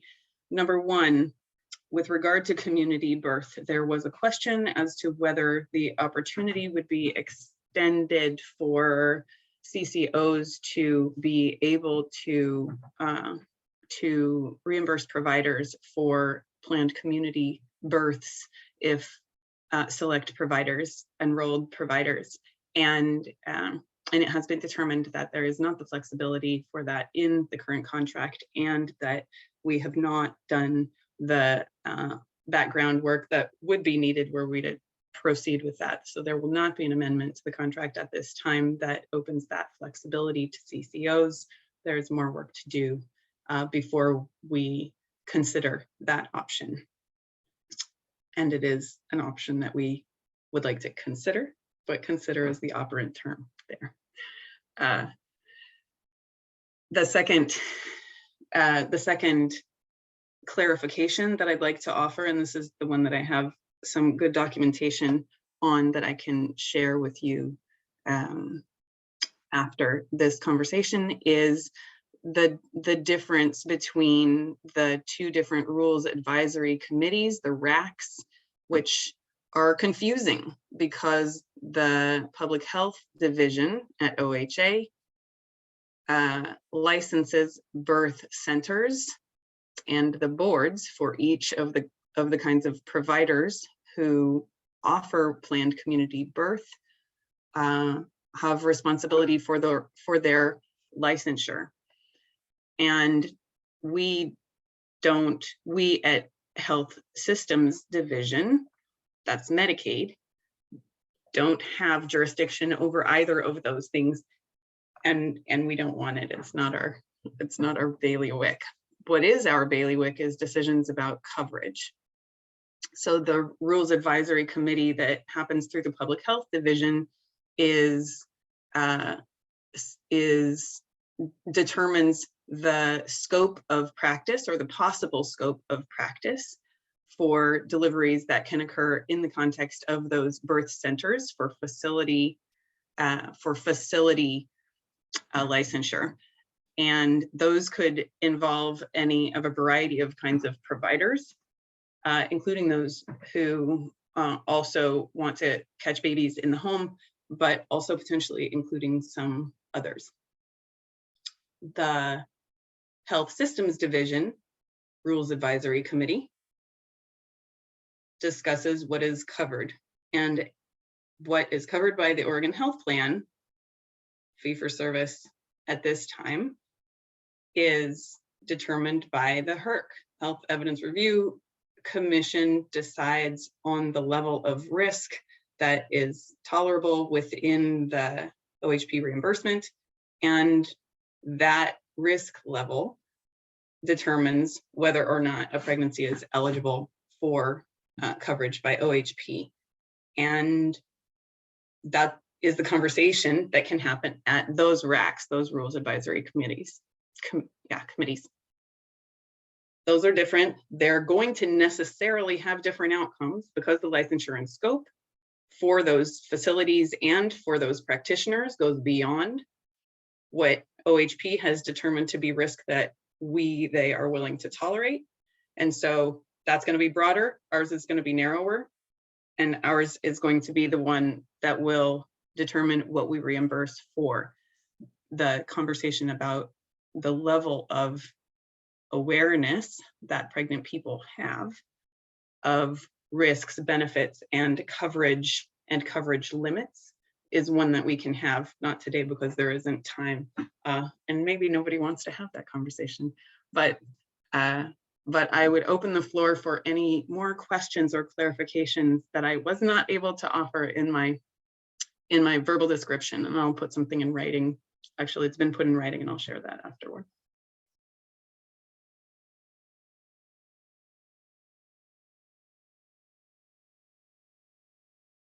Anybody still confused about RACs through Public Health Division or through HSD, Health Systems Division, or Ariel, I see that you came off mute. I just wanted to kind of reinforce what you were saying. So the groups that decide what is okay in a birthing center or what's okay for a midwife to do according to the board would be for anyone who wants to pay privately, for private insurers, for what have you. So the provider can do it, the patient can do it, but OHP may or may not pay for it if it doesn't follow what the HERC has recommended.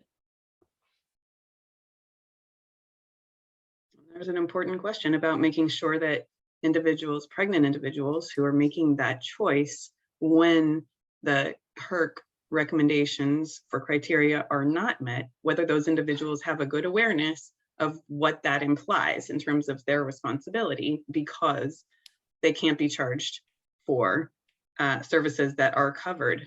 But if it's not covered, then they can be charged. And those recommendations define what's covered. So it's a real conversation, but that's not where we are right now. That's what the RACs are for. So happy to provide any more clarification if I can. Dawn, this is Jeannie. Just thank you for clarifying that I was confused as well last time. So I appreciate that. I feel like my questions were answered. I feel that I think it's difficult as a consumer member in the Medicaid space to understand those subtleties.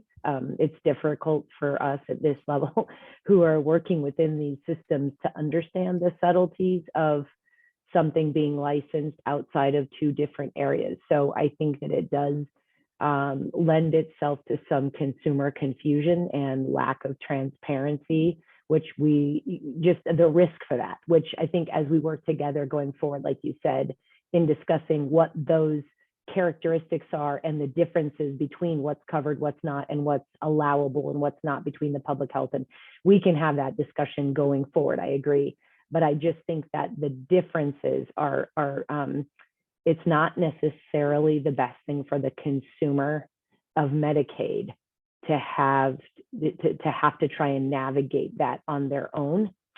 So I'm hoping that as we work together going forward, maybe we can make make a difference. We can actually help the two different groups work together to make it as consistent as possible. And then I would say I'm hoping that the Public Health Division in their licensing of facilities is aware of the HERC and their coverage. And I hope that our HERC and our coverage is aware of what the public health is doing. And is there any way to find something going forward that we rely on each other's evidence in making these decisions? Because I do believe that the goal of both RACs is to provide options in a safe and effective and evidence-based manner and to cover those options on an evidence-based and safe manner. So I think we're all on the same page, but getting there through two different systems can be confusing. Thank you, Jeannie. Thank you for identifying that this is one of the ways that our complexity makes it hard to be transparent in a way that makes sense. Transparency doesn't help very much if what you're looking at in a transparent space is so confusing. We're pretty complex. So yeah, consumer communications and simplifying where possible. I appreciate those. I'd like to acknowledge the time. It's 12:25 and getting on toward time to wrap up. Next slide, please. Are there any more slides? Oh, lunch break. So does anyone else have anything for the good of the order? Hey, Dawn, this is Jeannie. I'd like to clarify. I'm not sure who scribes the notes for this, but whoever you are, you're amazing. And I would like to clarify that there is a takeaway for my group and that we clarify the questions that we have for Dee Weston and her team. about the hepatitis C corridor. So I will clarify those questions and send those on.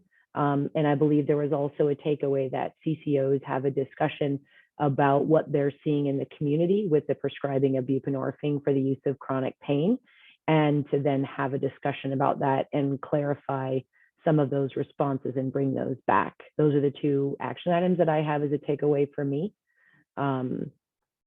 Just to be clear, make sure that's right. I don't have anything else, right? Thank you, Jeannie. And with that, I wish all of the nurses out there in the world a happy Nurses Week.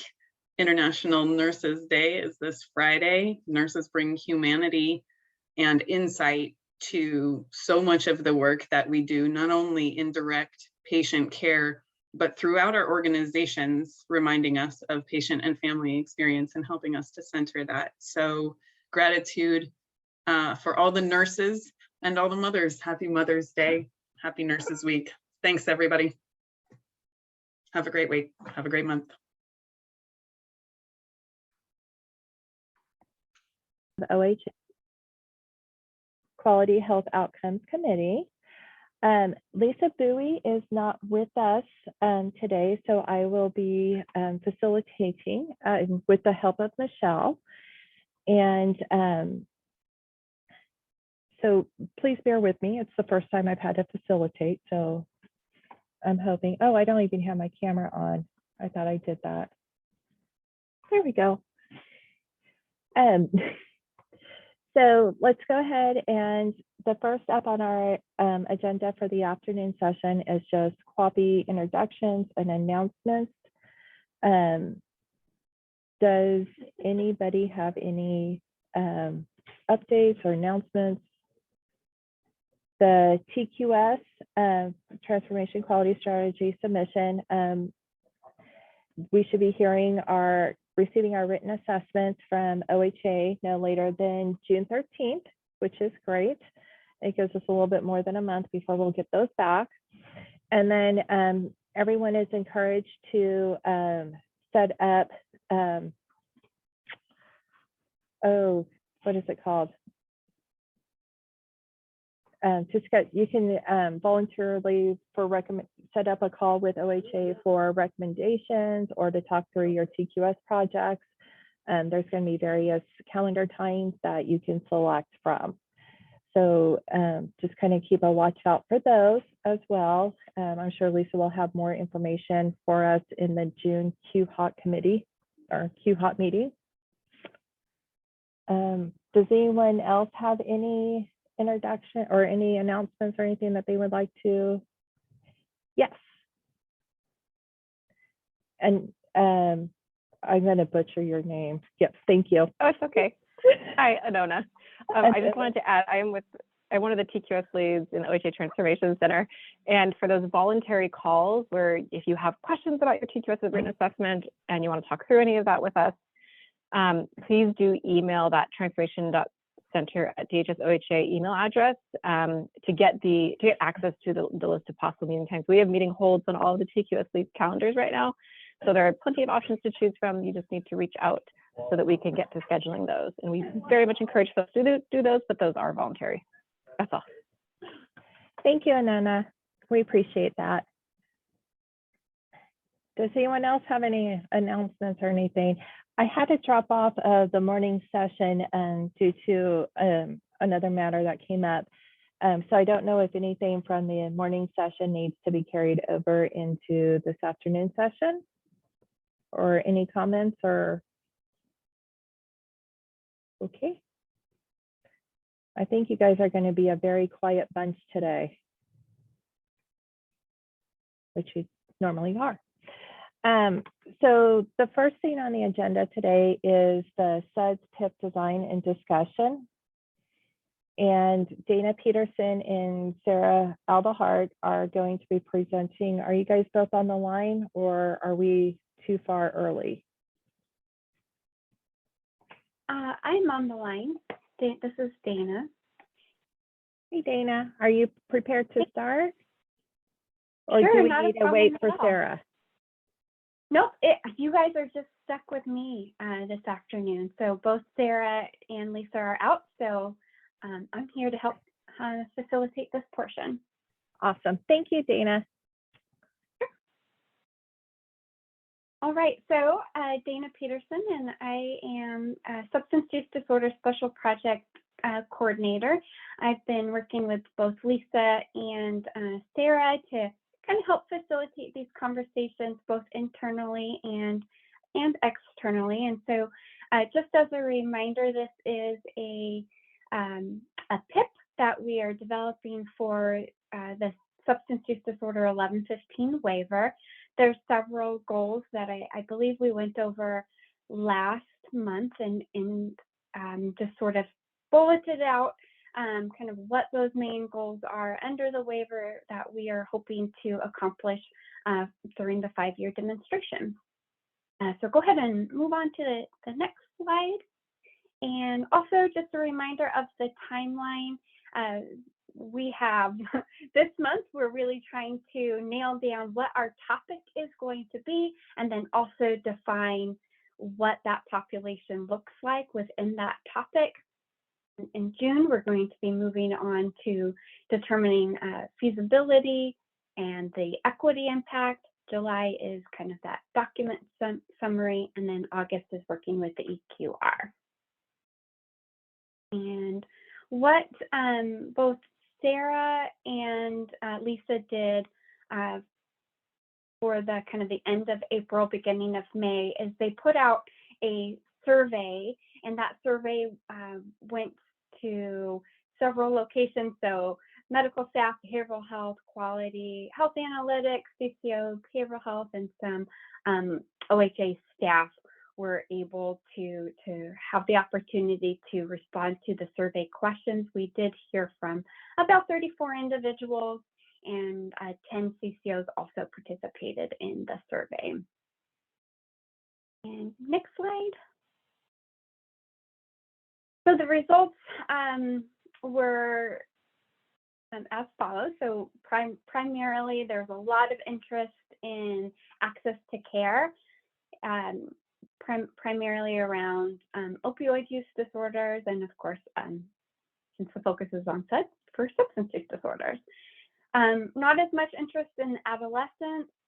There was some interest in the initiation and engagement and treatment metrics, sort of trying to perhaps look to see how that can be tied into the incentive measure or help with that incentive measure, and a small percentage with the primary focus of medication-assisted treatment, and absolutely no interest in the prenatal postpartum members. Next slide. So part of the discussion that we've had both internally and with talk really had a lot to do with access to care for that higher level. So residential treatment, withdrawal management. There was discussions about long wait times, about the availability of beds that are accessible to CCOs, to the Medicaid population, in regards to also that initiation or the length of time that it takes from referral and gaining entry. And then the other point was in regards to increasing provider participation or client choice. And next slide. The other topic was more around access to care, specifically for medication-assisted treatment. And we did actually have a nice presentation that was provided about a week ago, not necessarily in QHOC, but it was from HealthShare. And they had a project that they had been collaborating with Central City Concern, and they sort of brought it forward as potentially an idea for a statewide PIP. And so I did ask Kristen and Kat if they would be able to kind of discuss what that project was, and also to kind of set the stage for further discussion today. So is Kat or Kristen, are they available right now? I know I kind of went really quick through those items. So there's Kristen. Hi, Dana, I'm here. Yeah, do you want me to, can I share my screen? I have a couple slides if that's easier, or I can just talk through it. Yeah, whatever would work. Laura, do you know if that's okay? I don't know if Michelle or you are sharing, if you could switch over to let Kristen share her screen. That's fine. She should be good to go. Okay, let me just try here. Okay.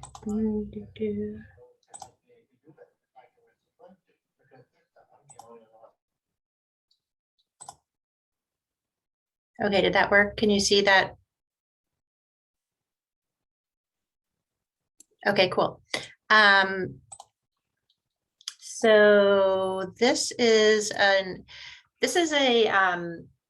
part of a PowerPoint presentation that we presented at OPAT, which is an opioids use disorder conference a couple of years ago. So it's just a good summary of some work that we put together on a medication possession ratio for medication assisted treatment or Medicaid for opioid use disorder. So I have a couple of slides, and then there's also, I wanted to show you a PDF at the end, but basically this was an introduction to what we did in our work group. So we pulled together a group that included specialty behavioral health providers, primary care providers, public health, and our health plan partners. We had a very iterative collective process. We met each week for about 10 weeks. And what we were trying to do was to give ourselves some targets and benchmarks for expanding our strategies around MAT. So basically we wanted to invest in expanding MAT, but we didn't have a good sense of what was currently happening. And so that was why we came together to try to get a more in-depth look at medication for opioid use disorder. And we spent a lot of time and whiteboard energy. This was all pre-COVID. This was in 2018, thinking about what it means to identify someone who has opioid use disorder, what does it mean to initiate opioid MAT services, and what does it mean to engage in medication services. So we talked a lot about this idea of like low, medium, high engagement, early engagement, realistic engagement, ideal engagement. We spent a lot of time thinking about these concepts, and what we came up with was this kind of cascade of care based on largely the HIV cascade of care model. So the idea that we could, and these were some older numbers, so they're not necessarily accurate anymore, but we talked about identifying, but then we also looked at who initiated MAT and then who engaged. And I want to switch at this point to a different sharing, because this is a better look at what we actually came up with for the possession ratio. So hold on. So this is a document that kind of describes ultimately what we came up with. We talked about identifying opioid use disorder. That was pretty straightforward. There's some diagnosis codes that we use there. And then we looked to see if any members had received SUD treatment. So that could be either medication or non-medication. That could include counseling, residential, it could include medication. And then for those members who did initiate medication, this is where it started to really get into what was that initiation look like. So people could fall into one of these categories. Down here, they could just be initiating, so they could have one claim and less than 30 days of medication. They could be early engagement, so they could have 2 claims, but less than 30 days. And then where we got into this, what we called the medication possession ratio, was for this, for our low, medium, and high engagement. So basically, we looked at every episode of treatment, and we counted the number of days in an episode of treatment.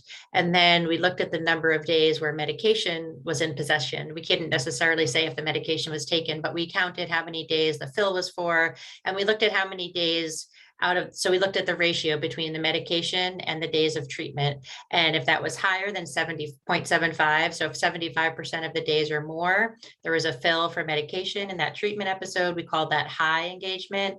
If it was between 50 and 74%, we called that moderate engagement. And if it was lower than 50%, we called that low engagement.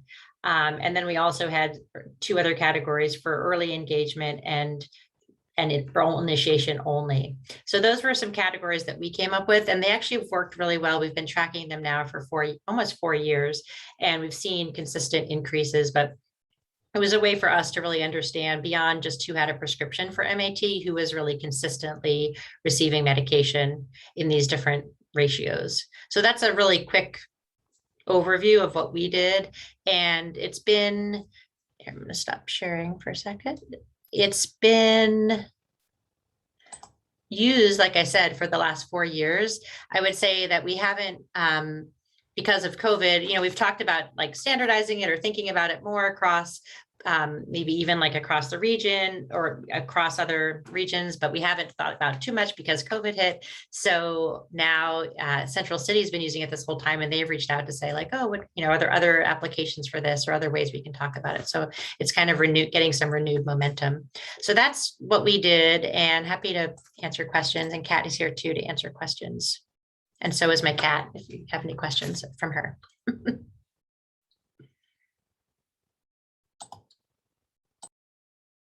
Kristen or Kat, is it possible for you to talk about kind of some of the outcomes that you've been seeing? So sort of laid out, and I'm assuming it was just adults. Is there any outcomes that you want to share about, as we're kind of contemplating it as a performance improvement project, what type of outcomes could potentially be measured? Yeah, definitely. I mean, we've definitely seen the most. We've seen alongside of this, we were measuring our number of buprenorphine prescribers. So that's where we've seen the biggest increase. So those numbers have like tripled. I think we've gone from like 170 to over prescribers a quarter to over 500 prescribers a quarter. So we've had huge increases in our prescribers, and then we've seen it sort of like trickle down to increases in our medication. So that's been the biggest increase. The second biggest increase has been in our rates of medication initiation. So we've seen those go up fairly significantly. I think we're at about like 2/3. We were at like just under 50%. Now we're almost about 2/3. So those have gone up. I would say where we've seen the least amount of increase, but we're also starting with the lowest number, has been among that high engagement category. So that's been the hardest to move. So the easiest to move has been the number of prescribers, and then the initiation has followed that. And then the high engagement has still increased, but they've been, I want to say it's increased maybe by like 15%, but it's been a slower and sort of, it's a more hard fought increase, I would say. Kat, does that jive with what you've seen too? Absolutely. And I don't know if we can share, but our buprenorphine prescribers has been pretty tremendous over years. And so that's been a major success. All of it's a success. So that's good. And what about ED visits, hospitalization, specific to the population that is actively engaged? Did you see any health outcomes? Yeah, I mean, that's part of where we really want to revisit the analysis. And that's part of what we're trying to get back to, because when we did our initial look, we looked at the members in that highly engaged group and compared them to members in the no treatment group, and their ED rates were like 50% lower in the rate, among members in that highly engaged group versus the non-treatment group. So that was what we saw initially. That really got us, of course, like we knew that was true from, just because it's evidence-based, we knew there was evidence there, but then we really saw it in our own population as well. And we also saw a much lower ED visit rate. We didn't see tremendously different cost rate, but when we looked at the cost profile, it was vastly different. So even though the cost maybe for one member wasn't that different, based on what treatment group they were in, what made up that cost was really different, because instead of it being inpatient and ED, it was comprised more of pharmacy claims. So it was a much more positive cost profile than we want, than seeing ED and inpatient. So we, that was what we saw initially. We haven't had a chance to revisit a lot of those analysis, but that's where we'd like to go with it.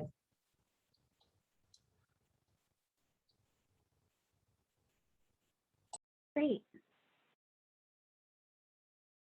Well, I think I'll just open it up to see what the group thinks about all of the conversations that we've been having over the last couple of months in regards to trying to nail down a topic, and also have questions in regards to what HealthShare may have been up to in regards to their medication engagement project.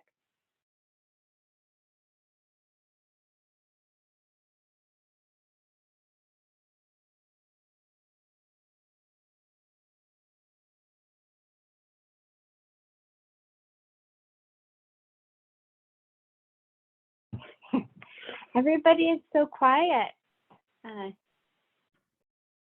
Is that because, oh, hey, John, I see that you have your hand up.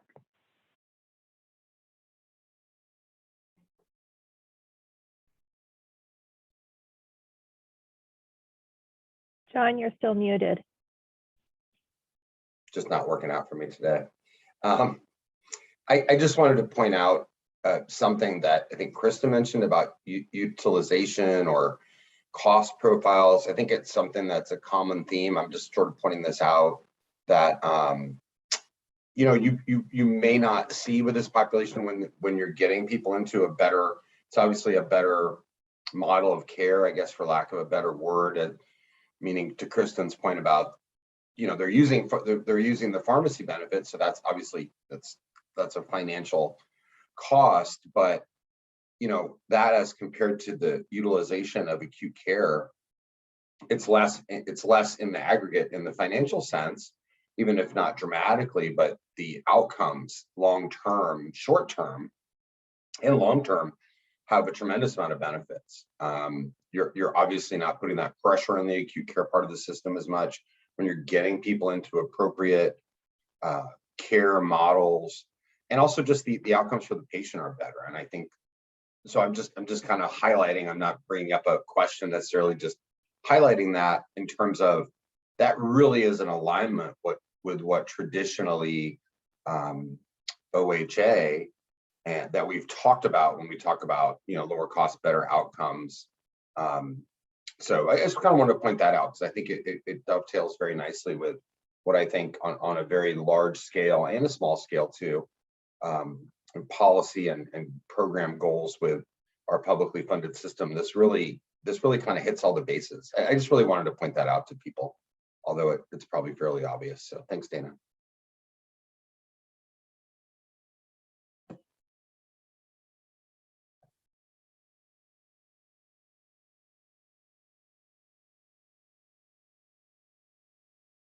Yeah, and I'm really gonna start stirring the pot and asking for some participation, because I really would love to hear from each of the CCOs about this performance improvement project. Because if we don't hear from you, I think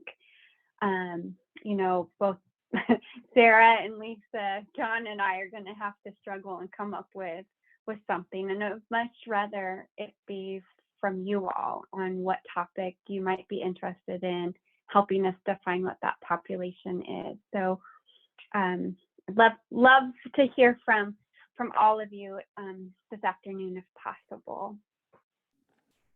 Donna, this is Tanvir from Umpqua Health Alliance. And looking at that slide you shared about the SUD-PIP survey topic results, it seems the top two ones are access and adolescent opioid use, SUD services.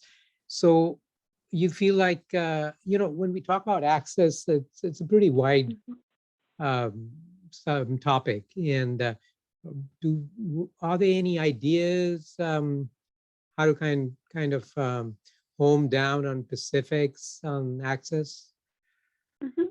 Yeah, so there was a couple was so access to medication assisted treatment, improving that, and then access to residential and or withdrawal management.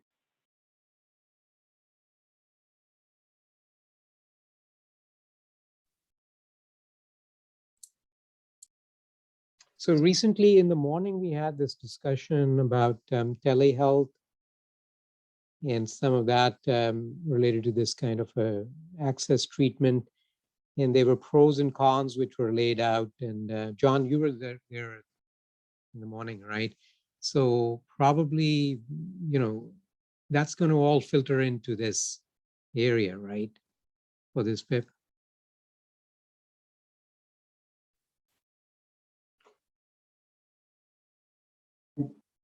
I'd let Dana speak to that, but I just wanted to make a quick mention, Tanvir. I think talking about focusing down and narrowing down, I think when we talk about access, but we're maybe a more, and Dana, please chime in or give your thoughts. I think what we're talking about is network adequacy, and it might look different in different places. And I think your mentioned telehealth is good, and there are pros and cons, but I think kind of a little bit like the way that I was framing our buprenorphine discussion, brief, sorry, for another meeting I had to go to. It is looking at it from a kind of a broader lens. That's why I say network adequacy. Who is the population that you're serving? What are their needs? What are their diagnoses? What does the data show us? I think, you know, the SUD space is unique in that, you know, we have providers to do this work, especially when we talk about as a snapshot, like buprenorphine prescribing, for example, but we don't have enough people doing it. So I think looking at what your patient population profiles look like and working together to try to figure out what the gaps are is kind of more focusing in on what we're talking about when we're talking about access. Dana, do you think that that's kind of an helpful summary? Yeah, and I would say, you know, based off of the level of care interest, which is withdrawal management and residential and medication assisted treatment, you know, perhaps MAT could lend itself to having some telehealth elements, but those other levels, you know, that was kind of called out, you know, really doesn't improve the access to that level of care, which is that network adequacy, what John was bringing out, and available beds, reducing wait times, increasing access from point of referral. So those type of conversations. So I would think that, you know, if you're thinking about like medication assisted treatment and how individuals might access that, telehealth might play a role, but it may not as well. And I see that Deanne has her hand up.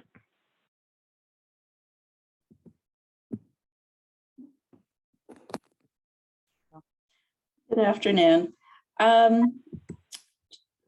Deanne Carr here, Behavioral Health Director with YCCO.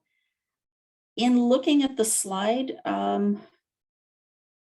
those are all good things, and yet my blunt comment is I'm actually not interested in this first iteration of any of those bullet items for a couple of reasons, and it's not to disparage what's on the list. They're all very important.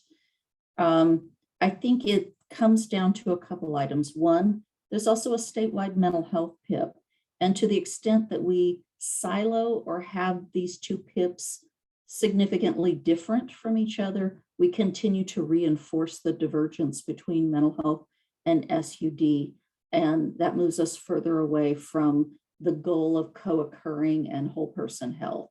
And so just structurally, it doesn't sit well with me just from that perspective. I think the additional piece of it is when we look at residential facilities or some of these larger structural pieces of the system, I think that it's better served as a larger state level project that CCOs participate in rather than trying to break it apart with each CCO chasing a bit of the elephant, you know, and I don't think we get as good of outcomes when we divide it in that fashion. So I also worry about it from a structural perspective. I think to the extent that we really look at this from a longitudinal perspective of this is the first statewide SUD PIP, what is a core foundational piece that is of benefit to the entire SUD system and not a very narrow part of it. And now I do think that all of the, well, I can say we're certainly at YCCO committed to MAT and committed to improving these parts of the system. I just don't think that this is the vehicle that will get us the best outcomes. And I'd really like to see us maximize our outcomes. So thank you.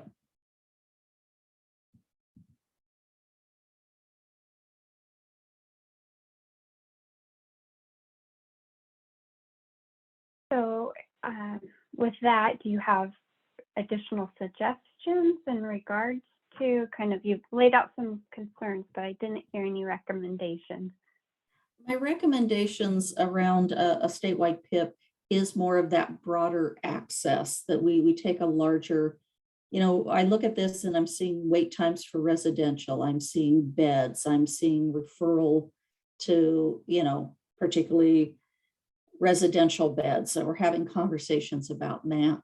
But end of the day, how do we get a little further upstream? How do we address across the board? I'm interested not only in how long did it take Sally to get in to see a MAT provider, I want to know how long it took Sally to get in to see any SUD provider. You know, how do we really get upstream so that people are able to access care early on before it becomes a residential situation?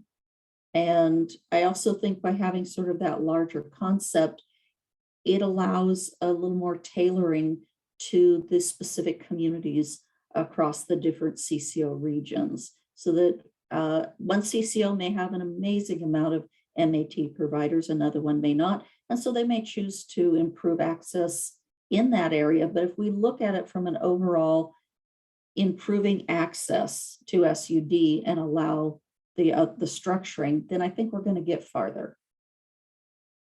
So I guess I'm looking for a broader scope rather than this narrow scope, deeper dive. And it probably is just sort of that philosophical change vision. Hey, Deanne, this is John. I just had one comment. I think it's good to,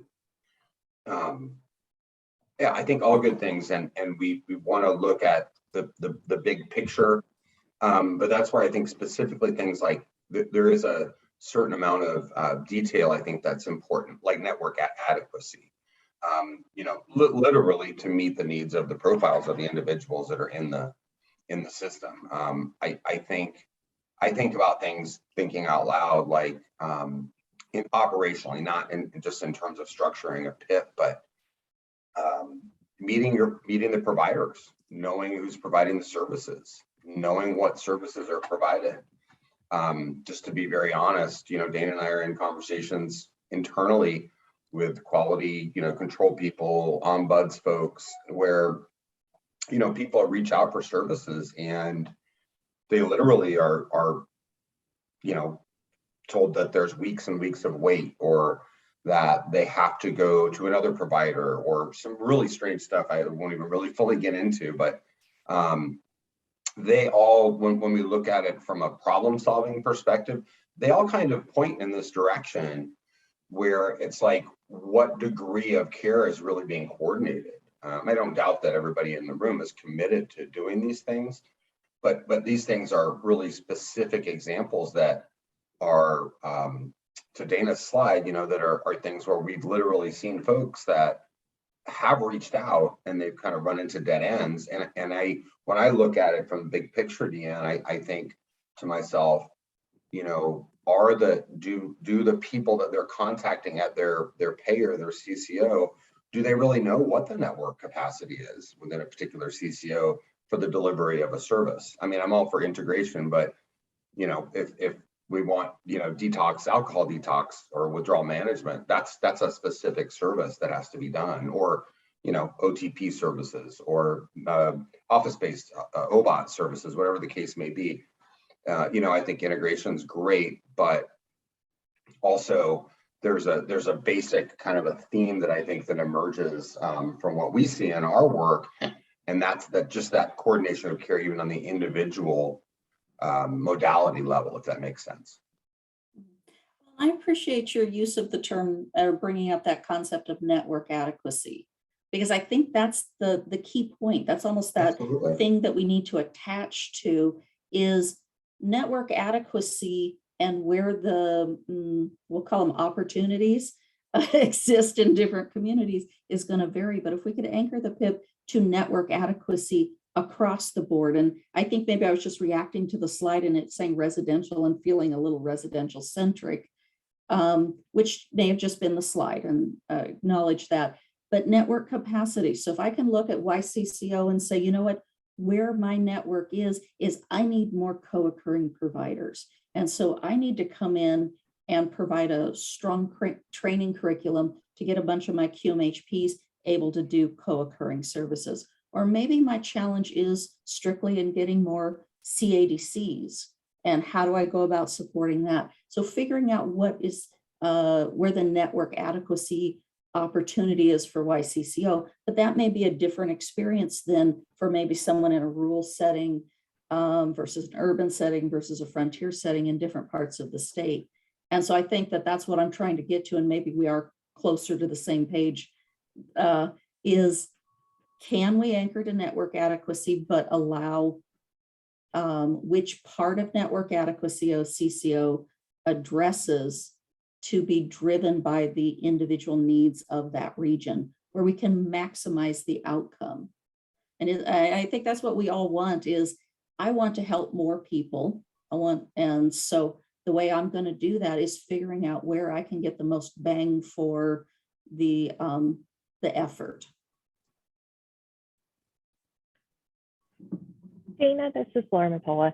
I'm wondering if we can go back to the slide where it showed the responses that we got from the survey to kind of help so that it gives it more of a picture. Thank you.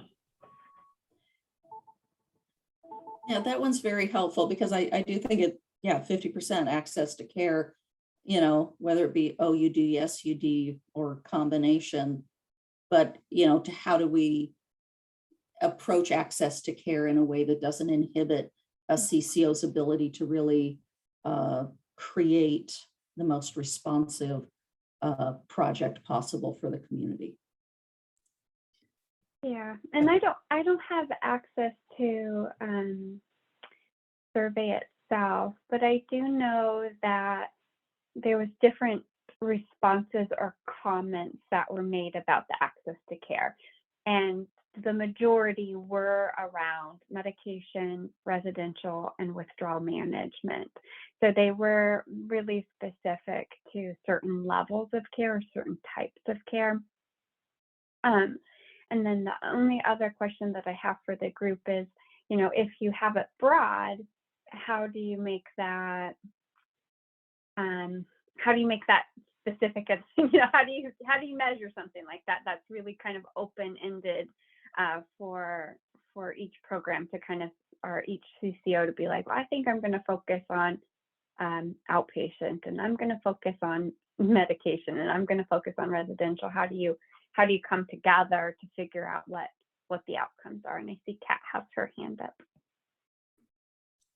Yeah, so I just in response to the conversation we're having right now, I know that when I was filling out the survey, I didn't know quite what things meant. And so broadly, I was interested in the category, but then seeing the actual potential, draft proposals in there, they aren't quite necessarily what I was thinking. So I wonder if, I can talk through the kind of things that we're thinking about measuring and focusing on for us, given what the needs are in the Portland metro region. But along this conversation, I think the buprenorphine providers might be a really good measure measure of access to care. Obviously, the more buprenorphine providers that you have, that's very easy to measure. That's going to increase access and timeliness as well. Some of the other things, and I just wanted to make sure we wrote a write-in for naloxone, but not sure if others are as excited about that as we are. But with naloxone, we're seeing a huge number of overdose deaths, that increased during COVID. And so we're doing a lot of effort right now to really increase both prescribing and then dispensing outside of prescriptions as well. So that would be another potential area. IET, I know there was some interest in that, and I don't know if others were as confused like me in terms of what the access to care actually meant, but maybe, that could potentially be on the table as well. And then the NPR that Kristen did such a nice job of presenting. So anyway, I just wanted to throw out as a next step as we're thinking about what to do this, if there isn't a ton of enthusiasm, I wonder if we could ask everyone to kind of put forth, what very specific measures might be that people would be excited about. And then maybe we could do a follow-up survey and see where there's shared enthusiasm.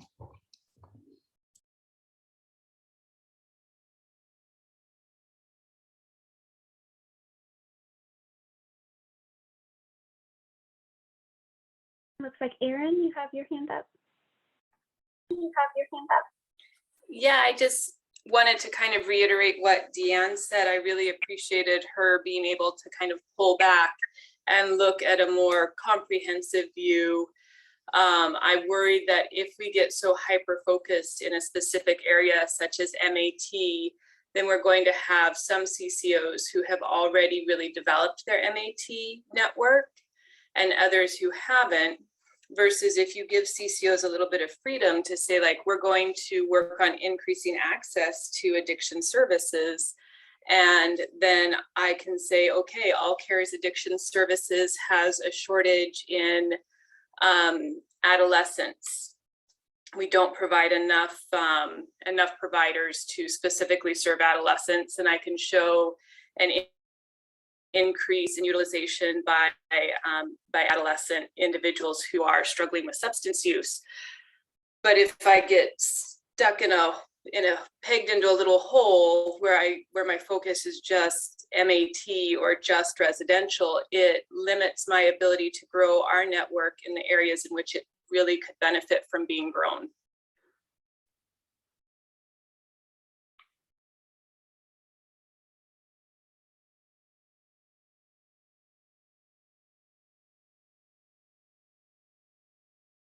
Great, thank you for sharing. Dana, this is Tanveer again, and I just have a question. Probably it's you should excuse me if it sounds silly, but there's going to be the same measure, right? For the statewide PIP, it's going to be the same measure for all CCOs, right? Or measures which will be selected. Right, so this is one statewide performance improvement project for all CCOs. So it will be a consistent measure. Right, consistent measure. So, right, it just came to my mind with the last comment, Aaron, around keeping it broad and then giving flexibility to CCOs. Will that work in that setting? I mean, I'm not 100% sure. I think that you still have to have a common outcome that you're working towards. Honestly, I'm not sure how it would work. I know that Dan made a comment, trying to come up with a consistent outcome that could be simplified. So I'm not sure how that would look. Dan, you have your hand up. Yeah, I was going to comment, part of what you already said was, how do you measure it? How do you keep the focus? And to answer, that question, I do think that if the focus is on improving access and the measurement is, did more people get access, which is measured by, simply that pre-post of how many people were served during time point X versus how many people were served in time point Y. And you're able to really look at that and say, did your intervention increase the number of people that were served? Then that gets you to a comparable measure while still giving that flexibility for different parts of the state to address their specific needs. Let's say, I don't think that Wallowa County or Lake County are going to have the same needs as Multnomah County. You know, those kind of basic concepts. But yet I do think that that would allow us to anchor to enough continuity for comparability across the state, that access was either improved or it wasn't.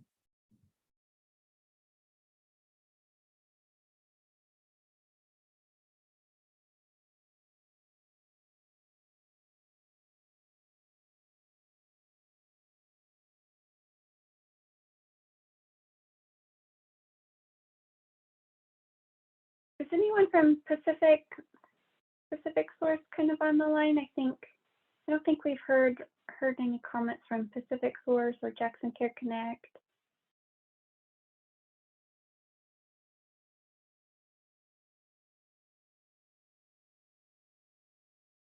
Maybe I think Cassandra, I see your name. I don't know if you're being super shy. Yeah, no, we did fill out, we had our behavioral health team fill out the survey. I think that I do think it'd be helpful to kind of maybe our next outside meeting, just kind of regroup around the topic and then measure like kind of what the other CCO said. I think when we took the survey, I think people were still kind of wrapping their mind around the PIP topic itself. So I think maybe if we had a time to kind of regroup and get everybody's thoughts from the current discussion. I think we were interested in having this being aligned with the behavioral health PIP, and if possible, kind of having some alignment with IET metric. But it sounds like I just think there's a lot more discussion that could kind of be done to kind of broaden the scope. If anybody else from Pacific Sources on the call, feel free to join in.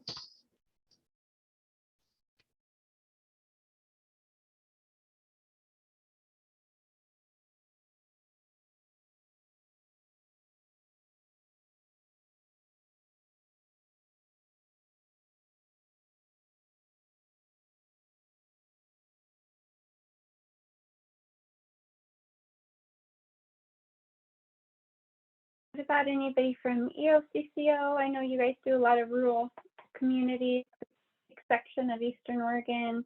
Any thoughts from your perspective?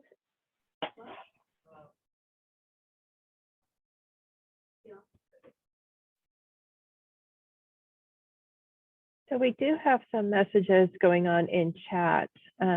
Graham put in there, could we split the difference a bit and consider narrowing on access capacity for some types of services, such as MOUD broadly, rather than all such services? It seems like all services leaves room for a lot of noise in the data and the outcomes. And Anna Warner put in, the IET measure is in the HEDIS value set as a access measure. And after this presentation, we are going to do a follow-up on the IET measure as well. So we'll have some more discussion on IET coming up.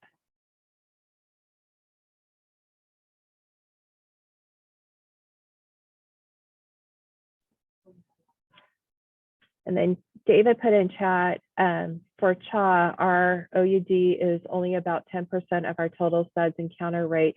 So elements that focus specifically on OUD like naloxone and buprenorphine dispensing don't address the larger portion of our opportunities for improvement.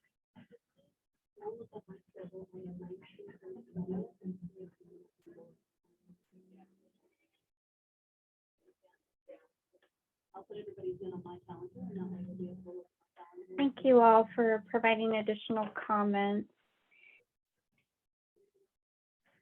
And then Kat has a follow-up with David. What is your majority?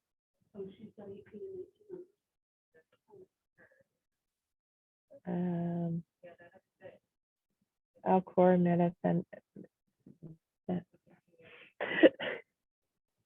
Okay. Yeah, alcohol. They got their own. Yeah, it's alcohol, methamphetamine. Okay.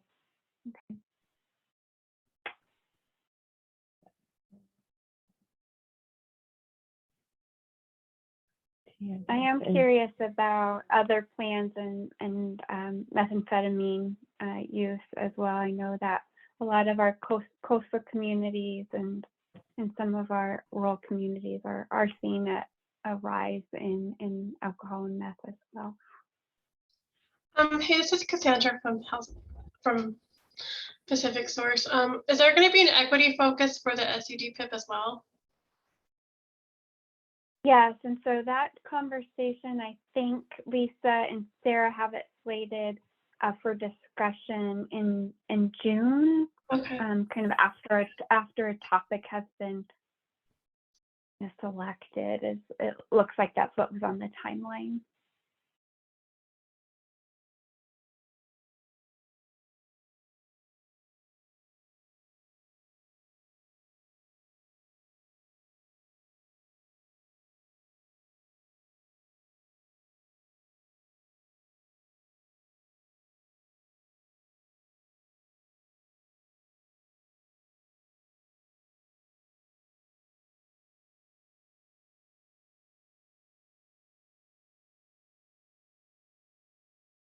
I'm sort of hearing that some of the CCOs would like some additional time to kind of think about the topics, kind of based off of kind of the survey results, and then maybe have another discussion about the topic. So I'm not sure. I'm not sure. Maybe Laura, if you can help me. I'm not sure if there's another conversation already scheduled that Lisa has with some volunteers for CCO kind of discussion. Do you know by chance if that's on the calendars?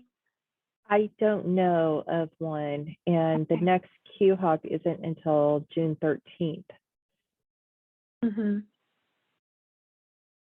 Okay, so perhaps we can bring it back to Lisa and to Sarah and see if that's something they can schedule another discussion in the month of May in regards to the topic.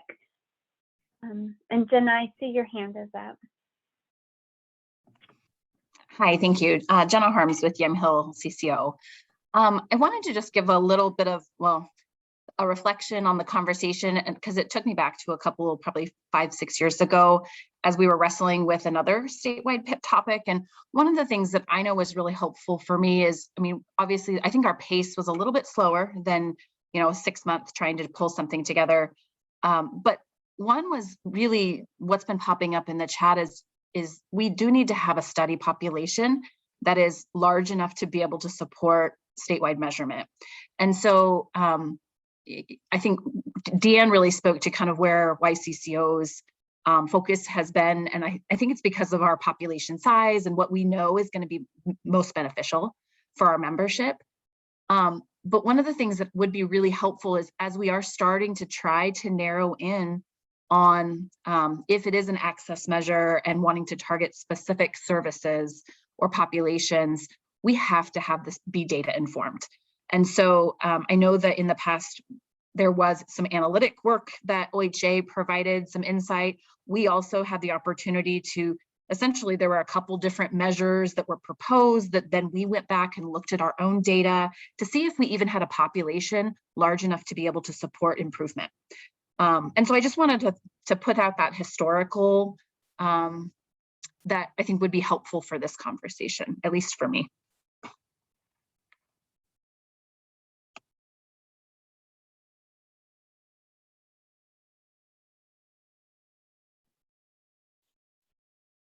So they're saying that there's an external meeting on 5/25, but I don't have it on my calendar, so I don't know how I missed that one. So we'll follow up with Lisa to make sure. Yeah, and I think along the comments that Jenna was making in regards to kind of being data informed and driving, kind of making sure that the topic is going to be measurable statewide with all the CCOs, if it's possible, based off of kind of what the survey results look in regards to access and initiation and engagement, what what your data supports in regards to the population that we'd be measuring, and then maybe have those additional conversations, I'm guessing on the 25th with Lisa.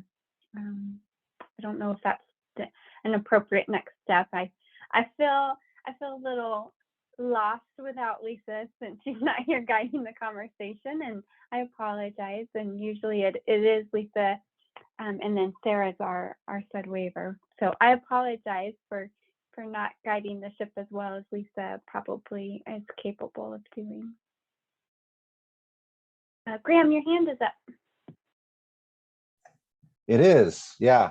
Dana, I just wanted to start by saying I don't think you need to apologize. I appreciate the conversation, and it's tricky, sort of like Jenna said, you know, a number of us have been around trying to make these statewide PIP decisions for quite a while, and it's never easy. One thing I'd love to know, either in this meeting or in future meetings, is why, I mean, you can look at these numbers one of two ways. I mean, the IET metric getting 31% of responses is either like surprisingly sort of low, or it's relatively high, all things considered. I can't quite tell. For me, you know, for us, I mean, we like the naloxone stuff. We like a lot of the stuff HealthShare talked about, but we all are working on the IET metric. You can break down to subpopulations to help drive improvement and access. You can talk about, you know, wanting more work around methamphetamine or around alcohol. It leaves a lot of flexibility in terms of folks who are identified there. So I guess I'd be curious, again, this meeting or next meeting, about why that's relatively low, or why we're not naturally aligning around that. It's a standard HEDIS measure, relatively easy to talk about. For us, I think it's not, I know it's not like the gold standard of how we always talk about access, and that's why we had to even create sort of a different measure for access for medication assisted treatment, because it's just, it's not a, you know, one assessment and 3 treatments and you know, 45 days or exactly whatever the IET measure is. But to me, that's one that we're aligning around. OHA is already paying CCOs to do better in that one. It's like a value-based payment essentially as a quality metric. And so, and there's a lot of data behind it. And I feel like maybe all of us are sort of struggling with it. So I guess I would just put that out as a question for folks, or just as a seed being planted. And again, thanks, Dana, for holding this conversation. I realize, especially virtually, it's hard to, I think people are spinning and thinking about things and not ignoring you. But I think it's harder to do virtually than it used to be in the room, when we could all at least look at each other and notice that we were all feeling quizzical about a pretty tough conversation. Because it does feel like getting this right is important too.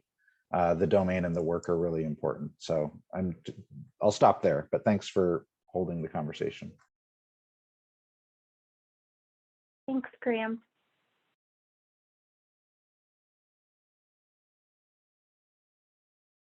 So Laura, I'll look to you to see how much time we have left, how much time we want to devote to kind of chatting, or if we're kind of ready to close this topic and kind of shift gears and have some discussions at our 25th meeting. Well, we're scheduled on the agenda for 15 more minutes. So if there are people that do want to add comments, questions, or anything, now's the time to get them in. And then if not, if our next 2 speakers for IET are available, which is Kristen Myers and Kevin Miner, then we can transition to them for IET. I am available, Laura. Kristen might join a little later, but I can do it by myself as well. Okay.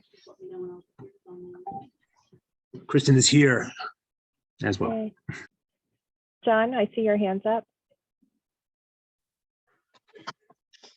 Sure. Okay, I'm off mute. Just one kind of last comment. I think this is just from kind of the OHA or the subject matter perspective about, when we think about these things, simplifying is a good, it's all complicated, right? But simplifying a structure in the way we look at this is really important. I've noticed some stuff about encounter rates, and Dana and I have been at this for quite a while, so I'm aware of what that is and what that means. But I think looking at simplifying the question, maybe starting out big and talking about circling back to what we mentioned before about network adequacy, it's really, about prevalence. And yes, I see the gravitation, but it's really about prevalence and what the needs in the community are. That might not be reflected for a lot of different dynamics in each of, when we talk about the different categories of SUD, opioid use disorder, stimulant use disorder, alcohol use disorder. It all looks different in terms of presentation, in terms of course, and in terms of practice. A great example is with OUD. There's nothing that's been studied in the SUD literature to the degree of this, but people a lot of times don't present even for treatment unless they know that they're going to have options available that are going to work for them, like availability of MAT. That's just one example that pops into mind. I mean, I can tell you from working on grants and expansion, even working in the existing OTP system, I think Dana can speak to this too, is that we've helped to fund startup clinics in rural areas and frontier areas where the amount of patients that came to those facilities, and many are still engaged in treatment, was double, triple, and more the amount that people even could imagine at the beginning. And a lot of that has to do with the way that we look at and measure the population. So I would just say, both things kind of simplify, but also be creative in terms of what else do we need to look at in terms of what the needs of the community are. Because things like I mentioned, that example tell me that, prevalence, and I made a comment about this. I think that there are regional differences, sure, and there are county differences. When we look at measures that are pretty concrete, things like the increase in opioid overdose, there's a consistency in terms of prevalence. Not 100% across the board being the same, but there's a majority of cases in which there's very high rates of prevalence, which suggests to me that, as the national data has told us for years, that there are similar trends in terms of prevalence of people experiencing these things. So I think it's about trying to figure out a way to look at that and then really match up what services are available for it. So just my final comments on that. Thanks so much. Yeah, thanks, John. I know that, that just as a real life example that is happening, like just today was, a client got a hold of us and said they went to the hospital over the weekend. They were withdrawing from opioids and were looking for support. The hospital gave him anti-nausea medication, told him to drink lots of water and go home. Family, friends have tried to rally around him to say, to help support withdrawal through home. They tried to call a whole lot of withdrawal management programs. Nobody was available. They tried to call a whole bunch of residential programs. Nobody was available. So the person found Suboxone off the street to try to help. So this is an example that continues to happen, and it's not isolated to Metropolitan. This is also happening in Malheur. It's happening in Clatskanie. It's happening in Coos Bay. So this is happening all over the state. But that's just one scenario to kind of maybe keep in mind in regards to access and different access points and the struggles that individuals are having to access life-saving services and support.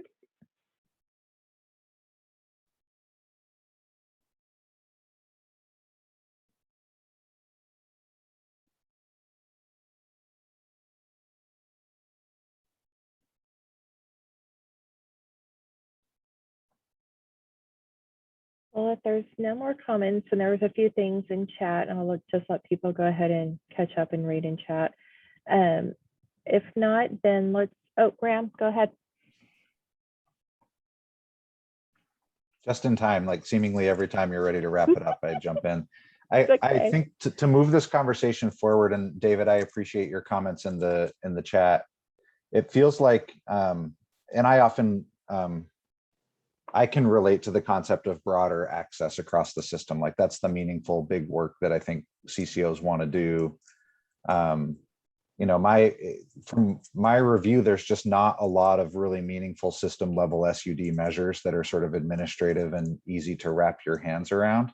I'd be fascinated to see what CCOs are turning into their DSN reports in terms of monitoring access and capacity in the SUD system, because that's where we have full autonomy to do what we want to measure access and capacity. And I would say that it's hard. So it seems like a concrete next step would be to say, how do we turn something into a measurable measure, for lack of a redundant term? What is a tangible sort of system-wide access measure? I hear, general engagement in SUD services, but I think you'd have to narrow that down. So it's not, does that include a positive SBIRT screening? Does that include, the list of codes and other things that one would need to go through to create a really tangible measure, I think is something that we should talk about. But just start putting ideas on the table so that we have some measures to wrestle with. And Jenna, I think that's what you brought up too, when you said the last times we've done this, we've had a couple of things to sort of respond to. I would throw out IET. I realize it's only 500 out of the 4,000 for some systems. And for us, that's true. But we also know that each of those initiations is a point at which you have the opportunity to prevent or at least to engage early from folks getting into the system indefinitely. And so it seems like those 400 or those 500, or for us, however many thousand, are really golden opportunities to change the trajectory of treatment and to engage. And so that's why they're, despite being a smaller number, they're useful. So I think I would love to have that discussion about other potential measures, how we might really finesse a broader engagement in SUD services measure that would give CCOs the flexibility to look at particular types of services or conditions that we would actually be wanting to refine into. IET might have challenges with that by not having a big enough N. But even in our MAT work, we're starting to focus more on alcohol and moving away from, or not moving away from, but adding that on top of the traditional work we've done around opiates. So there's ways to get flexible with this and to tailor it for your population. They're all going to be closed. Just close them all out at the end. Yeah. Thank you, Graham. Because they're not going any farther than you. They're not going. And okay, so Michelle, can we move forward to the IET presentation? So Kevin and Christina presented last month as our learning collaborative in the morning session, and they're here for a follow-up. So I'm going to let Kevin and Christina take it away from here. Thank you. Hi, everyone. My name is Kevin Miner. I am the Integrated Behavioral Health and Addictions Manager for Multnomah County Primary Care Clinics and School-Based Health Centers. Fancy title for I oversee all the addictions and mental health services within that system. And Kristen Myers is a Senior Project Manager for Integrated Behavioral Health and Addictions, and an amazing person. My pronouns are he and him. Kristen, do you want to add anything? No, nothing to add. Thank you, though. All right. Next slide, please. Is there a next slide? That's it. All right. So just kind of a brief update. Oh, no, that's it. Okay, so just kind of a brief update around kind of our IET metric and kind of how this weaves into the conversation we're having today is we've, so for those that are not aware, our clinical system makes up, I believe, 7 primary care clinics, and they have a very, very large population, as Multnomah County is the smallest in parameter, so it's the smallest county, but it is the most populated county. And due to this, we do have a very large population size that are struggling or living with SUD, substance use disorders, and alcohol use disorder. And why we are focusing on IET beyond just the OHA and CCO metric is because we do truly believe our patient population is ripe to get a support system for their SUD, as well as we are starting to see or have already seen that primary care clinics and emergency departments are really starting to become the first access point for individuals that are struggling with substance use disorder and alcohol use disorder. As noted earlier, we do spend a little bit more focus on the alcohol use disorder for two reasons. One, I believe we saw almost a 70% increase in alcohol-related deaths during COVID, as well as the amount of individuals with alcohol use disorder diagnoses is pretty large compared to the other substance use disorders. But there seems to be a more of a focus, as we noted earlier, around the methamphetamine and the heroin use SUD diagnoses for a variety of reasons, right? For that population, there is a little bit more of an outward appearance when they use, and also just culturally and societally, we just kind of focus on those uses. But in reality, alcohol use disorder is impacting our patient population in a pretty large standpoint. And so how our IET metric works in terms of how we implement it is we utilize Collective, which is a database that the majority of our primary care clinics and other entities that provide medical care are a part of. And we use that in order to gather a list of individuals that fit within the criteria of IET, which has expanded in 2022, which is fantastic. It's increased, I believe, the look back period from 60 days to, I want to say, between 192 to 194 days, which again impacts how many individuals will qualify for this metric and start the process of us reaching out to them. And so when we get that list, we send it out on a weekly basis. We have no extra FTE or position that follows up with these individuals, other than the fact that we have our behavioral health providers given a list of individuals that fall within the clinics that they cover, and also then reach out to those individuals from a perspective of trying to get them engaged. And we're most likely, or we, for the most part, are pulling this from the information around ED visits and SUD diagnoses. But we also do this internally with our providers and have educated them and trained them to keep an eye out for such a diagnosis, and at that point just refer them to the behavioral health provider. Some of the fallbacks with using this data is we're sometimes a week behind because we have to pull it from a weekly standpoint. It's pretty arduous in terms of keeping a separate spreadsheet and then informing an individual to reach out to them. We're working on a data pool using our EMR Epic to gather a lot of this information that we're gathering from Collective. And in that case, it will be much more automated and we don't have to go through the legwork of teasing that out. And we gathered that sort of step through communicating, collaborating with Virginia Garcia. And I would just kind of take the plug again that if you have any clinic within your area or aware of anybody that provides this same work, I would highly recommend you reach out to them and understand kind of what their process is. There is no real streamlined process for this. So each clinic kind of makes a determination of how they want to utilize it. And some individuals have access to data and report polls that others don't, but the majority of us are trying to do the exact same thing with the exact same resources. And so again, I would just note that this would be something pretty helpful to communicate with others. In terms of IET barriers, I covered this a little bit on our Learning Collaborative, but I do want to go back a little bit on that. So first IET barrier we already noted was just our data pool and our process. We're doing this as most effectively as we can. But again, there's some individuals that may lose out on either meeting the criteria, but most importantly, having some type of engagement with us.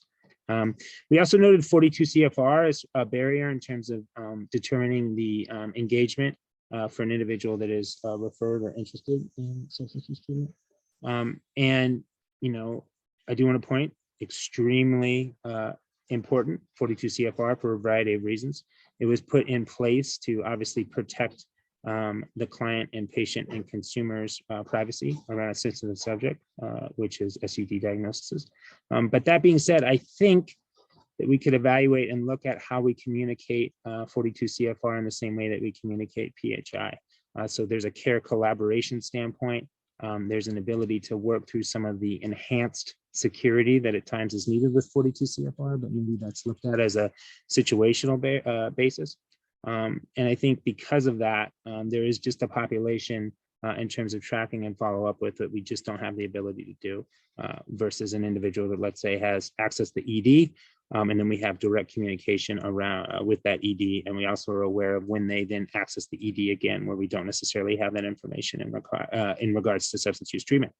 Another barrier that I didn't necessarily put, but in hearing the conversations today about MAT and SUD waivers and providers is the fact that we can do this IET metric and we can send out to providers and bring the system into our medical clinics around, why this is important and why we are focusing on this metric for a variety of, public health issues and patient population issues. But I think where we miss it, and kind of same with this MAT waiver, is we don't do a fantastic job of really educating the providers around the nuances and most effective ways to work with individuals that are struggling with substance use disorder. We either leave that to the behavioral health providers, or if you have an addiction specialist within your clinic. And I think that's where we fall short, in the sense of kind of siloing the medical issue versus the substance use disorder issue. And I don't understand why we can't just see it as one large medical issue and using trauma-informed care and SUD best practices, that we can't just implement in that, because we can give it, we can give a provider a waiver, right? And we can say, hey, this might be effective in individuals dealing with the AUD or SUD or heroin or opioid use. But we don't necessarily do a good job of, and this is how it's part of the process. This is how it's part of reducing substance use or moving towards non-substance use. And this is what you might encounter when you're communicating with these individuals. We really just kind of leave it up to the medication and the medical lens. And I think that's why in some cases IET struggles, because we are engaging individuals that are very much in the vein of either being first aware of this diagnosis and making a decision if they want to move forward with further investigating it and possibly getting treatment, or we're communicating with individuals most likely that have had several diagnoses in the past, and for whatever reason they haven't been connected or wanted to sustain in their treatment. And if the medical providers can have a little bit more understanding of this, not only do I think there's going to be a buy-in, I also just think there's going to be a more connection to the patient that for the majority of my experiences, they're at a very, very vulnerable time. I don't necessarily know what that education and training look like, but I do think that if the clinics really look at this less as a metric and more as a medical need, a social determinant of health, that if this is occurring within your patient population, then there needs to be a full onboardness around treating this the same way we would treat an A1C over 9 or a diabetes issue or a smoking cessation issue. Just some brief data around our IET outcomes. We had a total of 560 individuals that were eligible in 2021. We had 444 that were not reached. We had 117 that were reached. Within that population, we had 40 that just did not, we were unable to outreach them completing the timeline. 24 had no working number. 85 never responded. 121 were out of care for a year, and then 174 were never seen at Multnomah County primary care. And so that 121 and 174, an individual may be assigned to our clinic, but it maybe has not seen a provider either ever or within out of a year of care. And that can be difficult, obviously, to reach out to an individual, discuss a very sensitive topic. And this individual says, I've never been in the primary care clinic. Why are you calling me? In terms of our outcomes that we were reached, 7 of those individuals were in jail, respite, or inpatient. 9 were already receiving care. 18 no-showed to the first, reach out. And then 31 no-showed to the engagement. And then 33 declined. And then 18 met the metric. So that may seem like a small number. And I guess you could make the argument it is from a 561 patient population. But that's 18 individuals that may have an opportunity to, one, get engaged in treatment, and at the same time also be able to have kind of a further conversation around some of the struggles that they're having. And kind of back to my first point around how we're becoming the new sort of access point to individuals, we have a responsibility and a very, very great opportunity to meet with these individuals and communicate with them from a trusted source. The majority of individuals that are coming in and accessing our patient care really do trust our PCPs, our primary care providers, and really do trust their medical team. And that individual yields a lot of power in terms of kind of communicating with them around notifying that this is something you really want to look at. And then also I would just note that the more we can have sort of treatment and access and communication within our clinic, then the better chance we have of fully serving our population. And I don't have any data around this, but I would assume, since I believe we are currently now last for SUD treatment accessibility within the United States. And again, I would believe that we are only seeing substance use increase for a variety of reasons in Oregon. That the IET metric, beyond everything else I mentioned, is very important because the more individuals that we can get interested and possibly engaged in treatment, then the more those treatment providers can indicate the need, and the more those treatment providers can indicate the need and the utilization of their services, and the more they can ask for funding, and the more that they can indicate, hey, this is a need, we can't meet that need, this is what we do need. And the more individuals that we can have engaged in that, then the better chance that we can show that. I believe that's necessarily what I covered. I'm not exactly sure. Does anyone have any questions? Did they completely miss everything? Talked really fast. Kevin, you did good. And there are some comments in chat, and we'll just hit those real quick. Christina Curtis stated that I believe the 2022 measure change negative diagnosis history increased from 60 days to 194 days serves to decrease the number of patients captured in IET, and it places more weight on having a new versus a renewed diagnosis of SUD. Yeah, I mean, again, this metric, and I try to shy away from this because I don't think it's necessarily helpful to talk about the complexity of this metric or kind of what we're missing, is there are some issues around this, and there are some issues around the updates as well. And I agree that this new diagnosis obviously is targeting individuals that have possibly either been just diagnosed or have a new SUD disorder that has shown up recently. And I think they're trying to capture the population before it gets to the point where they're high utilizers of services, or that they continue to have historical issues with SUD. And just like with any SUD metric or any SUD focus, I always worry about what's going to happen to the other SUDs or population that are impacted in a different way. We focused on opiates and then meth went up. We focused on meth and then maybe opiates go up. And then alcohol falls under the radar because for whatever reason, we don't focus on it. And so that always concerns me. And if we're having a metric on the new individuals that are given these diagnoses, then I would argue that we should have a counter metric to the individuals that have had a diagnosis of SUD outside of that time. And so, yeah, I mean, there's a lot of reasons of why we make these metrics is the way that we do.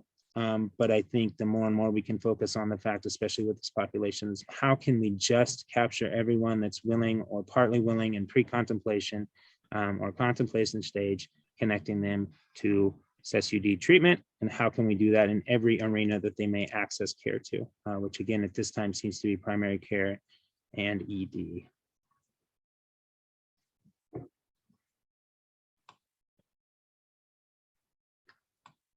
Does anyone have any questions for Kevin? When you guys were building out your program, what kind of barriers were the first things that you started running into? Honestly, I think the biggest barrier is that we didn't have a single point person doing this outreach, and that we had to kind of add a thing to an employee and a staffing group that already has a ton on their plate. It's very difficult to meet the metric for an individual when you have 4 other patients that are highly suicidal and you need to do follow-up at that moment. If we had a individual or individuals that are sole focus is to do IET outreach, I think we would have much better numbers. Now, I'm excited to say that we had some contracted CODA staff that we've had, I believe, upwards to 7 years embedded into our clinic. And for those not aware, CODA is a substance use disorder treatment program within Multnomah County and other counties. And the reason we did that is because of 42 CFR, and our EMR didn't have the protections for that.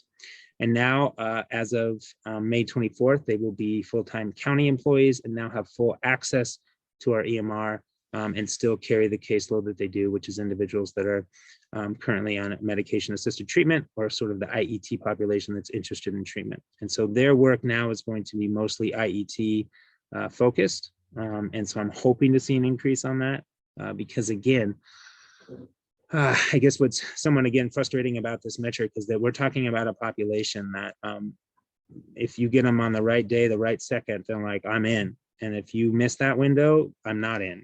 And so to have 3 engagements for a population that at times needs 45 engagements I'm not exactly sure if we're going to focus on meeting the population that we want to meet. So hopefully that will increase. But yeah, that was the biggest barrier.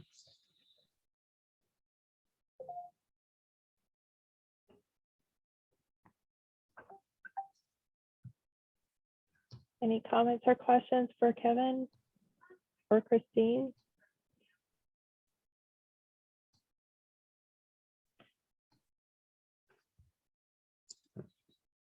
I would just close with this. The IET metric does not fit necessarily everything that works within every clinic. It's not super mandible, but if you can do something to put within your system to address individuals that come in with an SUD or an AUD diagnosis, you know, I think we're fooling ourselves to think that this is not obviously gonna, this IET metric isn't gonna solve our issues, but I think it will get the conversation started. And the more we can implement SUD awareness within our primary care clinics and other entities that are not substance use disorder treatment programs, you know, the more we have an ability to actually, you know, connect with an individual who's ready or kind of ready to go into treatment. We cannot just leave this to the SUD treatment diagnoses, or excuse me, SUD treatment facilities and other access points that are primarily focused on SUD. We have to cast a wider net. And the more we look at this as a medical whole person issue, and then the more we'll be able to achieve that. So I guess in short, do the best you can and try to reach as many people as you can. If you make the metric, fantastic, but if you don't, then maybe you'll save someone's life. Thank you, Kevin. There were just a couple little comments in chat here that it's worth exploring more on the 25th, but there is possibility of to speed up the pull to daily per collective. And then with a 14-day initiation window, a weekly poll seems like it might be hard to catch everyone.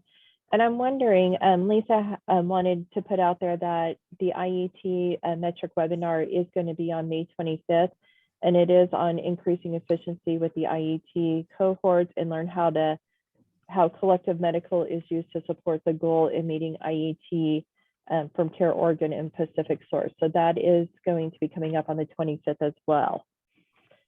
So maybe there might be some areas to discuss more about collective in their poll from. Yeah, I mean, I think that's, and I think you obviously have to look at patient population. You have to look at, you know, who is owning that poll, because we can pull something and then if it doesn't, you know, move forward to work. But yeah, I mean, if our issue is data and poll, you know, that seems like a much lower, you know, barrier than, you know, lack of refunds, lack of sources. Because if we just have the information and we're able to utilize it, fantastic.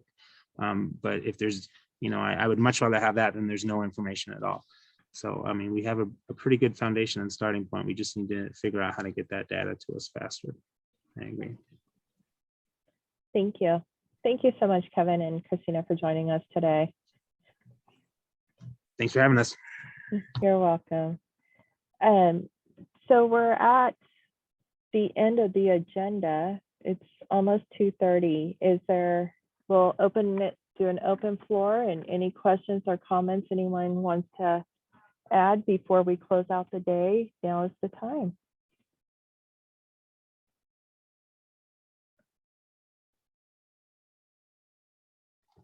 So Laura, this is Tanvir. So are we taking in any comments or suggestions for the next meeting agenda, or it's already set? It has not been developed, but yes, I can take those and bring them up with Lisa for our next meeting. Sure. You know, I was interested in knowing a little bit more about how CCOs are doing on the new kindergarten metric for social emotional health of children. It's a system level kind of a transformation metric, and very different from previous metrics we've been working on. Okay. I will put that out there for Lisa. Thank you. Anyone else?